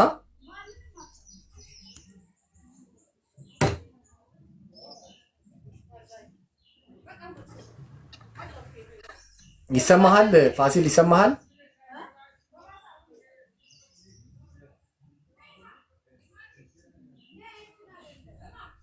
ባታፕትሽ እሱ ሚዩቱን እስከሚያነሳ ድረስ ታይማችን እንድንጠቀም አንድ ነገር ልበልና ስለ ወንጌል አማኝ ሲነገር ብዙ ኮሜንቶች እያየው ነውና ምናልባት ግንዛቤ ማስጨበጫ ስራዎች መሰራት ይኖርባቸው ይሆን እንደሚል አንዳንዴ ማሰብ አለውና እሱ ላይ ጊዜ ወስደክ ብትሄድበት። ለምሳሌ አእማድ የሚባሉ የወንጌል አማኝ አሃት ቤተክርስቲያናት አጥቢያዎች አሉ እና ብዙ ጊዜ ስለ ትምህርቶች ቢሆን ስለ ልምምዶች ቢሆን እያመጡ ቲክቶክ ላይ ሚዲያ ከፍተኛ ሚና ስላለው ማለት ነው። ከፍተኛ ሚና አለው ሚዲያ አሁን ባለንበት በተለይ ጊዜ ወቅት ውስጥ ማለት ነው። እየሰሩ የሚያመጧቸው በየቦታው ስተት የሚሰሩ የተወገዙ ተቀባይነት የሌላቸው የማናውቃቸው በትምህርትም በቁመናቸውም ኢቭን ባነጋገራቸው የማይመስሉንን ሰዎች ወደ ሚዲያ እያመጡ ቤተ እምነቶቻችንን የሚያሰድቡ ሰዎች አሉ። እዚህም ራሱ ይሄን እንደ ቀላል እኔ መታየት አለበት ወይ የሚል ጥያቄ አለኝ። ምክንያቱም ላስቲክ የሚበሉ ሶፍት የሚበሉ ጣራ ላይ የሚወጡ እሱን ልክ እንደ ወንጌል አማኞች ተደርጎ ኦፍኮርስ ላይሰንሱ ስላላቸው እያገለገሉ ነው። እሱን ደግሞ ካውንስሉ እየሰራበት ነው። ሰው ማወቅ ያለበት ነገር ይሄ ከ5 እና ከ6 ዓመት በኋላ ሊቀጥል የሚችል ጉዳይ አይደለም። ግን ያ ጉዳይ እስኪጣራ ድረስ ግን እነዚህ ሰዎች አዎ በእኛ ውስጥ አሉ፣ ግን በፍጹም የእኛ ገጽታ እንዳልሆኑ እየተነገረ አንዳንዶችም እያወቁ ማለት ነው እያወቁ አምጥተው ይሄ ፕሮፌት ነው፣ ይሄ አፖስትል ነው፣ ይሄ ፓስተር ነው እያሉ አንዳንዶቹ ኢቭን አማኑኤል ሆስፒታል መወሰድ ያለባቸው የአእምሮ ችግር እንዳለባቸው እንኳን የሚያሳውቁ ሰዎች አምጥቶ የወንጌል አማኙን ገጽታ የሚያበላሹ ሰዎች መታረም አለባቸው፣ በጣም መታረም አለባቸው። ምክንያቱም ለመሰለ በወንጌል አማኝ ዘንድ አማድ በሚባሉ ቤተክርስቲያን ውስጥ አይደለም ግብረ ሰዶማዊ ነው ተብሎ አንዲትን ሴት ነክቷል አማድሎ ተብሎ እንዴት እንደሚቀጣና እንደሚዋረድ አንተ በደንብ ታውቃለህ። ምን ያህል የስነ ምግባር ግድፈት ላይ የዲሲፕሊን ጉዳይ ላይ ታውቃለህ። እንግዲህ በጣም እንኳን ትልልቅ ዋጋ ያላቸው በጣም የምናከብራቸው ለትውልድ ሰርተዋል የምንላቸው ሰዎች እንኳን የአካሄድ ግድፈት አሳይተዋል ተብለው በአደባባይ እንዴት ነገራቸው እንደወጣ አይተናል። ምን ያህል ወንጌል አማኙ ጋር በዋኖቹ መካከል ዘንድ ይሄ ጉዳይ ትኩረት የሚሰጠው ጉዳይ እንደሆነ መታወቅ አለበት። እዚህ ግን ቲክቶክ ላይ በተለይ ሚዲያ ላይ እንደ ቀልድ የሚታለፉ ነገሮች ሰዎች ጌታን እንዳይቀበሉ ወደ ወንጌል እንዳይመጡ የሚደረገው ጥረት እልባት መሰጠት አለበት። እኛን የማይገልጹ የኛን ትምህርት የማይገልጡ የኛን አኗኗር የማይገልጡ የኛን ልምምድ የማይገልጡ በልሳን የሚዘፍኑ በመዝሙር የሚጨፍሩ እነዚህ ወንጌል አማኞች ናቸው እያሉ እያመጡ ሲሳደቡ የሚውሉ ሰዎች ከድርጊታቸው ቢታቀቡ። ምክንያቱም ብዙ ጊዜ እንናገራለን እኛ አንተ ብዙ ትሰራለህ እኮ ለዚህ እነዚህ ብለክ ትሰራለህ፣ የተደበቁ አይደሉም በአደባባይ ወጡ ናቸው።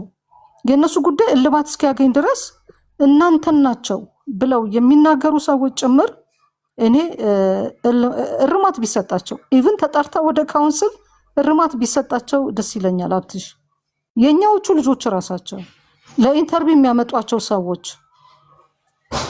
ምናልባት ካውንስሉም እየሰማን ከሆነ በኢንተርቪው ሰበብ መድረክ ላይ እየመጡ በየቲክቶኩ በየዩቱቡ የሚጠየቁ ሰዎች ወንጌል አማኝ ነኝ፣ ቸርች ከፍቻለሁ፣ ፓስተር ነኝ፣ ፕሮፌት ነኝ፣ አፖስትል ነኝ፣ ቢሾፕ ነኝ የሚሉ ሰዎች ግን የሚነግሩን ሶፍት ስለመብላት ጨርቅ ስለመብላት የሚነግሩን የሚያቀርቡ ሰዎች አሁንም ይጠይቁልን በህግ ለማለት ነው። ሀብትሽ አመሰግናለሁ።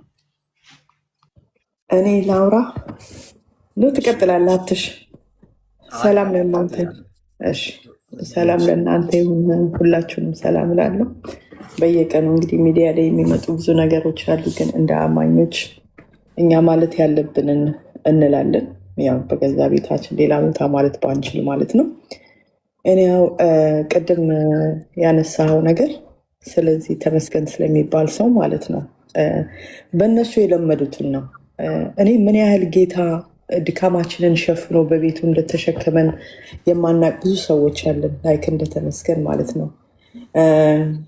ሰው በመሄድ ወይም በመሸሽ ነገሩን እግዚአብሔር ግን ብዙ የታገሳቸው ሰዎች አሉ በቤቱ እንደሱ አይነት ማለት ነው። ሲሄድ አካሄዱ ራሱ እሱና ደምረው እኔ በጣም ነው የሚገርመኝ።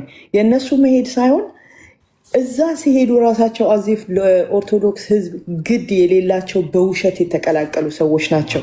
የ10 ዓመት ፓስተር ነበርን፣ 15 ዓመት እንደዚህ ነበርን። ኔቨር አልነበሩም። እስካሁንም የሚሄዱበት አካሄድ እዚህ እኛ መካከል ሆኖ ያልተመቻቸውን አካሄድ እዛ እነሱ ራሳቸውን አሳልፈው ስለሰጡ መስዋዕት አድርገው ስለሰጡ በማይሆን አካሄድ የህዝብን አቴንሽን ለመሳብ በተደጋጋሚ በሚዲያ ላይ የወጡ ትውልድን የሚያጠፋ መንገድ እየሄዱ ዝም እየተባሉ ስለሄዱ ሌሎችም ያንን መንገድ እየያዙ ይቀጥላሉ ማለት ነው። እቺ ሴት ደግሞ በጣም በሚገርም ሁኔታ እኔ መጀመሪያ ሀብትሽ የኔ ጥያቄ ይሄ ሰው ኦርቶዶክስ ከሆነ ከሚለው ሰው ጋር እንዴት ግንኙነት ፐርሰናል የሆነ ሪሌሽንሽፕ ሊኖረው ቻለ? የገንዘብ መላላክ በሃይማኖት የማይገናኙ በእምነት የማይገናኙ ሰዎች ናቸው። ለምን ያ አካሄድ ተደረገ? ይህ ሰውዬ ባክግራውንዱ መጠናት አለበት ብዬ ነው ማስበው። ይህ የኦርቶዶክስ ስራ ሊሆን ይችላል ብዬ ነው ማስበው። እሷ ልክ ድራማ ወይንም የሆነ ክሊፕ የምትሰራ ነው የሚመስለው፣ እያማተበች ቱቱ እያለች በስመ አብ ስትል ማለት ነው። ኖ ከዚህ ያለፈ የብዙ አማኞችን ልቦና ስነ ልቦና ቅድም ብዙ ነገር ስትሉ ነበር። የወጣቶችን አካሄድ ነገ ቀና ብለው እንዳይሄዱ ኮንፊደንት እንዳይኖራቸው በቤተክርስቲያናቸው እንዲያፍሩ በመጋቢዎቻቸው እየተደረገ ሴራ ነው። ኔቨር ይሄ ነገር በፍጹም ትላንትና ሲያደርጉ እንደነበሩት ሚዲያ ላይ ወጥቶ ቀድሞ ይቅርታ ስላለ መታለፍ የለበትም። የራሳችንን ድካም በራሳችን አካሄድ እንደፈለግን እየተባባል እናልፋለን። ከውጭ ግን መጥቶ ሌላ ስም ሰጥቶ ቤተክርስቲያኗን ስም አጠልሽቶ ህዝቡ ወደ እግዚአብሔር ቤት እንዳይመጣ መሰናክል የሚሆኑ እንቅፋቶች ግን መነሳት አለባቸው። በፍጹም እቺ ሴት ትናንትና አሁን አንድ አገልጋይ ምን ሲል ነበር እዚህ ቲክቶክ ላይ ቅድም እያለፍኩ ሳይ ሀቢባ እንኳን አለ አንድ ሰው ሲናገር ፖለቲካና ሃይማኖትን በቤቴ እንዳታነሱ እያለች ደጋግማ ትናገራለች ሲል ነበር። ይሄ ማስተዋል ነው። የምንሰራው ሚዲያ ላይ የወጣ ነው ትውልድን ለመገንባትና ለማነጽ ከሆነ ፐርሰናል ሴንሲቲቭ ከሆኑ ነገሮች መራቅ አለብን። አንሌስ እኛ የቤተ ክርስቲያን አገልጋይ እስካልሆነች ድረስ በነገሮች ላይ ንጽጽር የማትሰራ ከሆነ እሱንም ገደብ ባለፈ ለሚያስተምር በሚያንጽ ሁኔታ ካልሆነ እቺ ሴት የፈለገችበት ቦታ እየደረሰች ደርሳ እንደገና ሃይማኖት ቤቶች ውስጥ ገብታ እንደዚህ አይነት አቴንሽንን ለመሳብ የምትዘባርቀው የምትሄድበት አካሄድ ተቀባይነት የለውም። እንቃወማታለን። ይቅርታን ብትል መታ ሚዲያ ላይ ያ ብቻ በቂ አይደለም። ዳግመኛ ይሄ ነገር እንዳይነሳ ካውንስሉም ሆነ አማኞች እንደገና መቀጠል አለብን። የሆነ ነገር እስኪደረግ ድረስ ዝም አንልም ነው የምለው እኔ። ስለዚህ እነዛም እየተነሱ እኔ በእድሜ በህይወቴ ሙሉ ቲክቶክ ላይ እንደ ጴንጤ የተንቋሸሸ የተሰደበ የተነቀፈ የተንጓጠጠ ቤተ እምነት አላየሁም። በጣም ነው ማዝነው። በጣም ልቤ የተጎዳበት ነገር በተለይ በነዚህ በሁለት ሰዎች መካከል ነው። ስለዚህ ቤተክርስቲያኑ አሁንም ስለነዚህ ሰዎች እስካላረፉ ድረስ ዝም እንድትል አልፈቅድም እኔ በበኩሌ ማለት ነው። እንደ አንድ አማኝ አንተ የተሰጠህን ኃላፊነት ይዘህ እኛን ከማወያየት ባለፈ ለዚህ ነገር ተጨባጭ መልስ ይዘህልን እንድትመጣ እንፈልጋለን። አንተ በቦታው ስላለህ ማለት ነው። አመሰግናለሁ።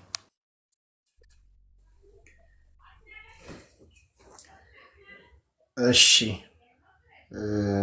ከታች መቀጠል ትችላላችሁ። ከታች ሚዩቱን ክፈተውና እኔ ላውራ። ሰላም እንዴት ዋላችሁ? ኦኬ ምን ሀብትሽ ትላንትና ከኔ ጋር አውርተናል መሰለኝ በዚህ ጉዳይ። እኔ ግን አሁን ቆይሻውም የእነዚህ ሰዎች ምንድን ነው መፍትሄው? ምክንያቱም አሉ በየሚዲያው እያየናቸው ነው። አሁን ያ ሹገርት ምናምን ብቻ አሉ ብዙ ልጆች አሉ። ቆይስከ ምንድን ነው መፍትሄው ነው? እኔ አሁን በጣም የሚያሳስበኝ ነገር አሁን ዛሬ ላይ ይሄ በቃ ይወራል። ከዛ በኋላ በቃ ምናልባት ከአንድ ሳምንት ወይ ከአንድ ወር በኋላ በቃ ይረሳል ይሄ ነገር። ግን ቆይስከው ምንድን ነው መፍትሄው በቃ ለዘላቂነት? ያው መቼም ሰው ናቸው ወይ ወደ ቤተ ክርስቲያን መጥተው የሚድኑበት መንገድ አይፈለግም ወይ? አሊያም ደግሞ ወይ እንደተባለው በቃ ወይ ከሀገር የሚባረርም ካለ ወይ ከሀገር ማባረር ብቻ በቃ የሆነ መፍትሄ ላይ ግን መድረስ አለብን። ቆይ ምንድነው የምታስበው ግን አንተ ሀብትሽ? እስኪ እንደው በዚህ ጉዳይ ላይ ያለህን ሀሳብ እኔ ማወቅ ፈልጋለሁ። ምንድነው የሚሆነው እነዚህ ሰዎች መጨረሻ? ምን ይድናሉ ወደ ቤተ ክርስቲያን መጥተው ወይስ ምንድነው የሚሆነው የመጨረሻ ጣፋንታቸው? እንግዲህ ሲገቡ እንዳልኩ አሁን እሱ ሊገባ የነበረው ወይም ደግሞ ገብቶም ሊሆን ይችላል በኢኮኖሚካል ክራይሲስ ነው። እንግዲህ የኑሮ ችግር ገጥሞኛል፣ መታከም አልቻልኩኝም በገንዘብ በሚል ድህነት ገፋፍቶት ኑሮ ችግር ገፋፍቶት ወደዚህ አይነት ነውር እንደመጣ ይታወቃል። እኔ 2011 ላይ ምን ገጠመኝ መሰላችሁ? 2011 ላይ ከአሜሪካን ሀገር የመጣ አንድ ኤርትራዊ ሰው ነው። ጌ ነው፣ ኤርትራዊ ጌ ነው። እስራኤል ደንሳ ጋር እንትን ከዚህ ነገር ነፃ ለመውጣት ከአሜሪካ ከዲሲ ቀጥታ ጎፋ መጣ። እዛ ብሩን ከፈለ ገባ። 2 ቀን ቆየና ወጣ። ግን ከዛ ነገር ነፃ ሊወጣ አልቻለም። ከዛ መጥቶ እኔን አናገረኝ ማለት ነው። ኤርትራዊ ነኝ፣ ኢንጂነር ነኝ፣ ከ20 ዓመት በላይ ቆይቻለሁ አሜሪካ ነገር እና እንደዚህ አይነት ችግር አለብኝ። ከዛ ነገር ነፃ ለመውጣት ፈልጌ ገስት ሃውስ ገባሁኝ፣ ግን መፍትሄ አልተገኘም ማለት እና ሌላ ቦታ የምታውቀው ካለ ሌላ ቦታ ላካ አለኝ። ላከኝ። እስቲ ሌላ ቦታ የት ልግባ? ከዚህ ነገር ነፃ መውጣት ፈልጋለሁ አለኝ። ከዛ ምን ላድርገው? በራሴ አዘንኩ። በአንድ ወገን ይህንን ሰው ነፃ መውጣት ባለመቻሌ በራሴ አዘንኩኝ። እግዚአብሔር ወይ እባክህን አቅም ስጠኝ፣ እባክህ ጉልበት ስጠኝ። ይሄ ሰው ከአሜሪካ ድረስ መጥቶ እዚህ ድረስ በቃ ቀላል በራሴ ቀላል እንዳላዘንኩ ነው የምነግራችሁ። በጣም አዘንኩ። ከዛ መጨረሻ ላይ ሲያስቸግረኝ ማንጋ የላኩት ስልኩ ቁጥሩን ፈለግኩና ኤርሚያስ ወደ እዛ ፈረንሳይ ማለት ነው ኤርሚያስ ጋር ደወልኩላት። ስልክ ወሰድኩ፣ ደወልኩላት። ለ1 ቀን ከሆነ 5000 ብር፣ ለ3 ቀን ከሆነ 7000 ብር ምናምን አለችኝ። ከዛ ያንን ሪከርድ አረኩና ለሌላ ጊዜ ያው እንደምፈልጋቸው ስለማቅ ከዛ በኋላ ኮንትራት ታክሲ ይዞ እዛ ሄደ ማለት ነው። እዛ ሄደ። ልብ አድርጉ፣ እዛም ሄዶ አልተሳካም። ምክንያቱም ሰዎቹ ያው ገስት ሃውስ ንግድን የያዙት አልተሳካም ማለት ነው። ሄሉ እሺ ላስገባሽ እና ምንድን ነው በደንብ ይገባኛል። እኔ የሚገርማችሁ ነገር እና ለራሴ ነው ማዝ ነው ስለነሱ ሳስብ ለራሴ አዝናለሁ። በቃ እነዚህን ሰዎች እንዴት አድርጌ ነፃ እንዴት አድርጌ ከዚህ ነገር መገላገል አለብኝ የሚል አንዴ እንደ ቀልድ ገቡበት፣ የኑሮ ችግር አድርጎ ገቡበት። ከዛ በኋላ ያ ህይወት ሲያንገሸግሻቸው መውጣት ይፈልጋሉ። ስለዚህ ምንድን ነው እንደ አጠቃላይ የመንፈስ ቅዱስ ኃይል የኢየሱስ ክርስቶስ የስሙ ኃይል በቤተ ክርስቲያን በኃይል መስራት አለበት የሚል አሳይመንት ነው ለአድማጮቼ የምሰጠው። አንዱ ይሄ ነው። ሁለተኛ ደግሞ ሰው ጥቂትም ትሁን ሰርቶ ራሱን የሚያስተዳድርበት የገቢ ምንጭ ማግኘት አለበት። ጠንቋይ ቤት እየሄዱ አይደለም እንዴ? ሕፃን ቀብረው ግቢያቸው ውስጥ እየጣሉ አይደለም? ጅብ እየጋለቡ አይደለም እንዴ? ሰው እየገደሉ ደም እየጠጡ አይደለም እንዴ? መጽሐፍ ቅዱስ ቁርአን ረግጠው ሰይጣን አንተ አምላኬ ነህ እያሉ የቢዝነስ ካርድ እየተቀበሉ አይደለም እንዴ? በጣም ብዙ ጉድ እኮ አለ። በጣም ብዙ ጉድ ማለት ነው። ስለዚህ ለዚህ ሁሉ የሚያስፈልገው የኢየሱስ ክርስቶስ የስሙ ኃይል በመንፈስ ቅዱስ አማካኝነት በኃይል መገለጥ አለበት። ሰዎች ከዚህ አይነት እስራት ነፃ መውጣት አለባቸው። እኔ እስር ቤት አሁን የዛሬ ወር እንግዲህ 40 ቀን የቆየሁትና በጣም ብዙ እስረኛ ይገባል ይወጣል፣ ብዙ እስረኛ ይገባል ይወጣል። ከብዙ ሰዎች ጋራ ተገናኝተናል እዛና ይነግሩኝ ነበር። አሁን እንትና ማን ያዘዋል ላይም የሆነች ልጅ በዚህ ጉዳይ ስትናገር ሰምቻታለሁ። ቲክቶክ ላይ ተቆራርጦ መጥቶ ማን ያዘዋል ላይ ስትናገር ነበር። ያስታውቃሉ አለች። ጌዎች ሲመጡ ያስታውቃሉ አለች። የሚገርም ነገር ነው። ያስታውቃሉ። አይገርማችሁ? እና እዛም እስር ቤት በነበርኩ ጊዜ ከዚህ ከሺሻ ቤት የሚመጡ ሰዎች ይነግሩኝ ነበረ። ያው እኔ ፓስተር በወንጌል ምክንያት ነው የገባው በሚል እንነጋገር ነበረ። እዛ እግዚአብሔርን ቃል አካፍላቸው ስለነበረ ጸልይላቸው ስለነበረ አንዳንድ የሃይማኖታዊ ጥያቄዎች ሲነሱ እነዛን ጥያቄዎች መልስ ሰጣቸው ስለነበረ ይነግሩኝ ነበር። የጌዎች ቁጥር እኔ የዛሬ 18 ዓመት ነው የማውቀው። እኔ ኤምኬሲ ኮሌጅ በነበርኩ ጊዜ ስፒሪቹዋል ኢቲክስ የሚባል ኮርስ ስንወስድ በሱ ጉዳይ ላይ 2 ወንድሞች ሰርተው ነበር፣ በጌዎች ላይ ሰርተው ነበረ። የሚገርማችሁ ነገር ጥናቱን አምጥተው ሲያቀርቡ እዛ ሲያሰሙን ምናምን ፕሬዘንት ሲያደርጉልን ትደነግጡ ነበር አዲስ አበባ ላይ። አሁን ከ18 ዓመት በኋላ ቁጥራቸው በጣም ከፍተኛ ሆኗል። ይሄ ደግሞ ምንድን ነው ምክንያቱ ከተባለ አንደኛ አጋንንት ነው። የእግዚአብሔርን ሕግ በተቃራኒ መንገድ ሰዎች እንዲሄዱ የሚያደርግ አጋንንት ነው። ለምን? ሰዶምና ጎሞራ ላይ አይተናላ። ሰዶምና ጎሞራ ላይ አይተናል እኮ ትዝ ይላችኋል። ሎጥ ቤት አረ እንግዶች ናቸው ምናምን ሲባል አንሰማህም። በቃ ገብተን ከነሱ ጋራ ሴክስ ማድረግ እንፈልጋለን፣ ከነሱ ጋራ መዘሞት እንፈልጋለን፣ ማመንዘር እንፈልጋለን ብለው በሩ ሊሰሩት። አረ እኔ ድንግል ልጆች አሉኝ፣ ድንግል ልጆችን ከፈለጋችሁ ልስጣችሁ ሲል ለዘርበል ያንተ ልጆች እዛው ለራስ እዛ እንትን ጠምደ ራሳቸው ከፈለግ እኛ ይሄ የሆሞሴክሹዋል ስፒሪት ነው። አስቡት ከየት መነሻው። ስለዚህ ወዛ ጋር መነሻው ከአጋንንት ካልሆነ በተፈጥሮ ከሰዎች የሚመጣ አይደለም። መንፈስ ደግሞ አይሞትም። መንፈስ መንፈሱን ገደልኩል ምናምን እያሉ ሐሰተኛና አጭበርባሪ ነቢያቶች በየሄዱበት ከተማ ላይ የሚያስጨፍሩ የሚያዘሉ አጋንንት መንፈስ ነው። እንዴት ይሞታል? እንዲህ እያሉ ሲያምታቱ ሲያጭበረብሩ ዛሬም እያየን ነው። ዛሬም እያየን እኮ ነው። ምህረት ይካ ነው ማን ነው የሚባል ቲንሳይ ቲቪ ላይ ገብታችሁ ብታዩ እንዲህ ነው የሚሉት። ዘንዶን ገደልኩል፣ እባቡን ገደልኩል ምን ትስከ እንዲህ። ስለዚህ ምንድን ነው የአጋንንት ስፒሪት ስለሆነ ከፍተኛ መንፈሳዊ ውጊያን ናታን ይፈልጋል። አንዱ ይሄ ነው። ሁለተኛ ደግሞ ሰዎች ከዚህ ነገር የሚድኑበት የራሳቸውን ትንሽ የምትሆን የገቢ ምንጭ ኢንካም ጀነሬት ማድረግ አለባቸው። ምክንያቱም የኢኮኖሚ ጥገኝነት ይኸው ይሄንንም እንደዛ አይነት ቆሻሻ ማንነት ውስጥ እንዲገባ አድርጎታል።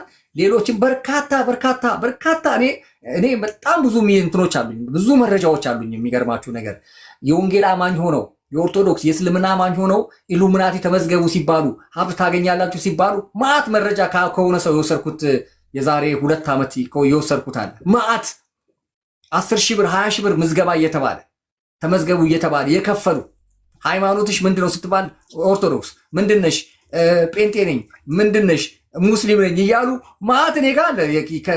አሁን ያ ዩቲዩብ ተዘግቷል። እኔ ግን ያንን ያስቀመጥኩት ማለት ነው። ስለዚህ በጣም ጥያቄ የሚፈጥሩብኝ ነገር ማለት ነው። ሀብትሽ ልክ ነህ። አሁን አንተ እንዳልከው በቃ የሆነ አይነት ስፒሪት ነው የሚሆነው። በዚህ ምንም ጥያቄ የለኝም። ግን ደግሞ አሁን ቅድምም አንተ እንዳልከው ከዚህ ነገር መውጣት በቃ የእውነት መውጣት ይፈልጓሉ። አንተም እንዳልከው በቃ የተለያየ ሃይማኖት አባት ጋር የሚሄዱ ምናምን እሻው ለነሱስ ምንድነው መፍትሄው? ለምሳሌ ሁሌ በየቀኑ እየወጣ ማውገዝ ምንም ጥቅም የለውም። አሁን ኦኬ ምን የምታስታውስ ከሆነ አይ ቲንክ ኦኬ ከ2 ዓመት በፊት ምናምን ይመስለኛል የሆነ ፓርቲ ያዘጋጁ ምናምን ተብሎ እንደዛ ተብሎ ነበር። ከዛ ከነሱ በኋላ ነው እንግዲህ አሁን ደግሞ እንደዚህ እየፈሉ ያሉት። ስለዚህ አሁን ይሄን ነገር በቃ ወይ የሚድኑበት ቦታ ካለ ወይ እዛ ወስደው እንዲድኑ ማድረግ ወይ ደግሞ በቃ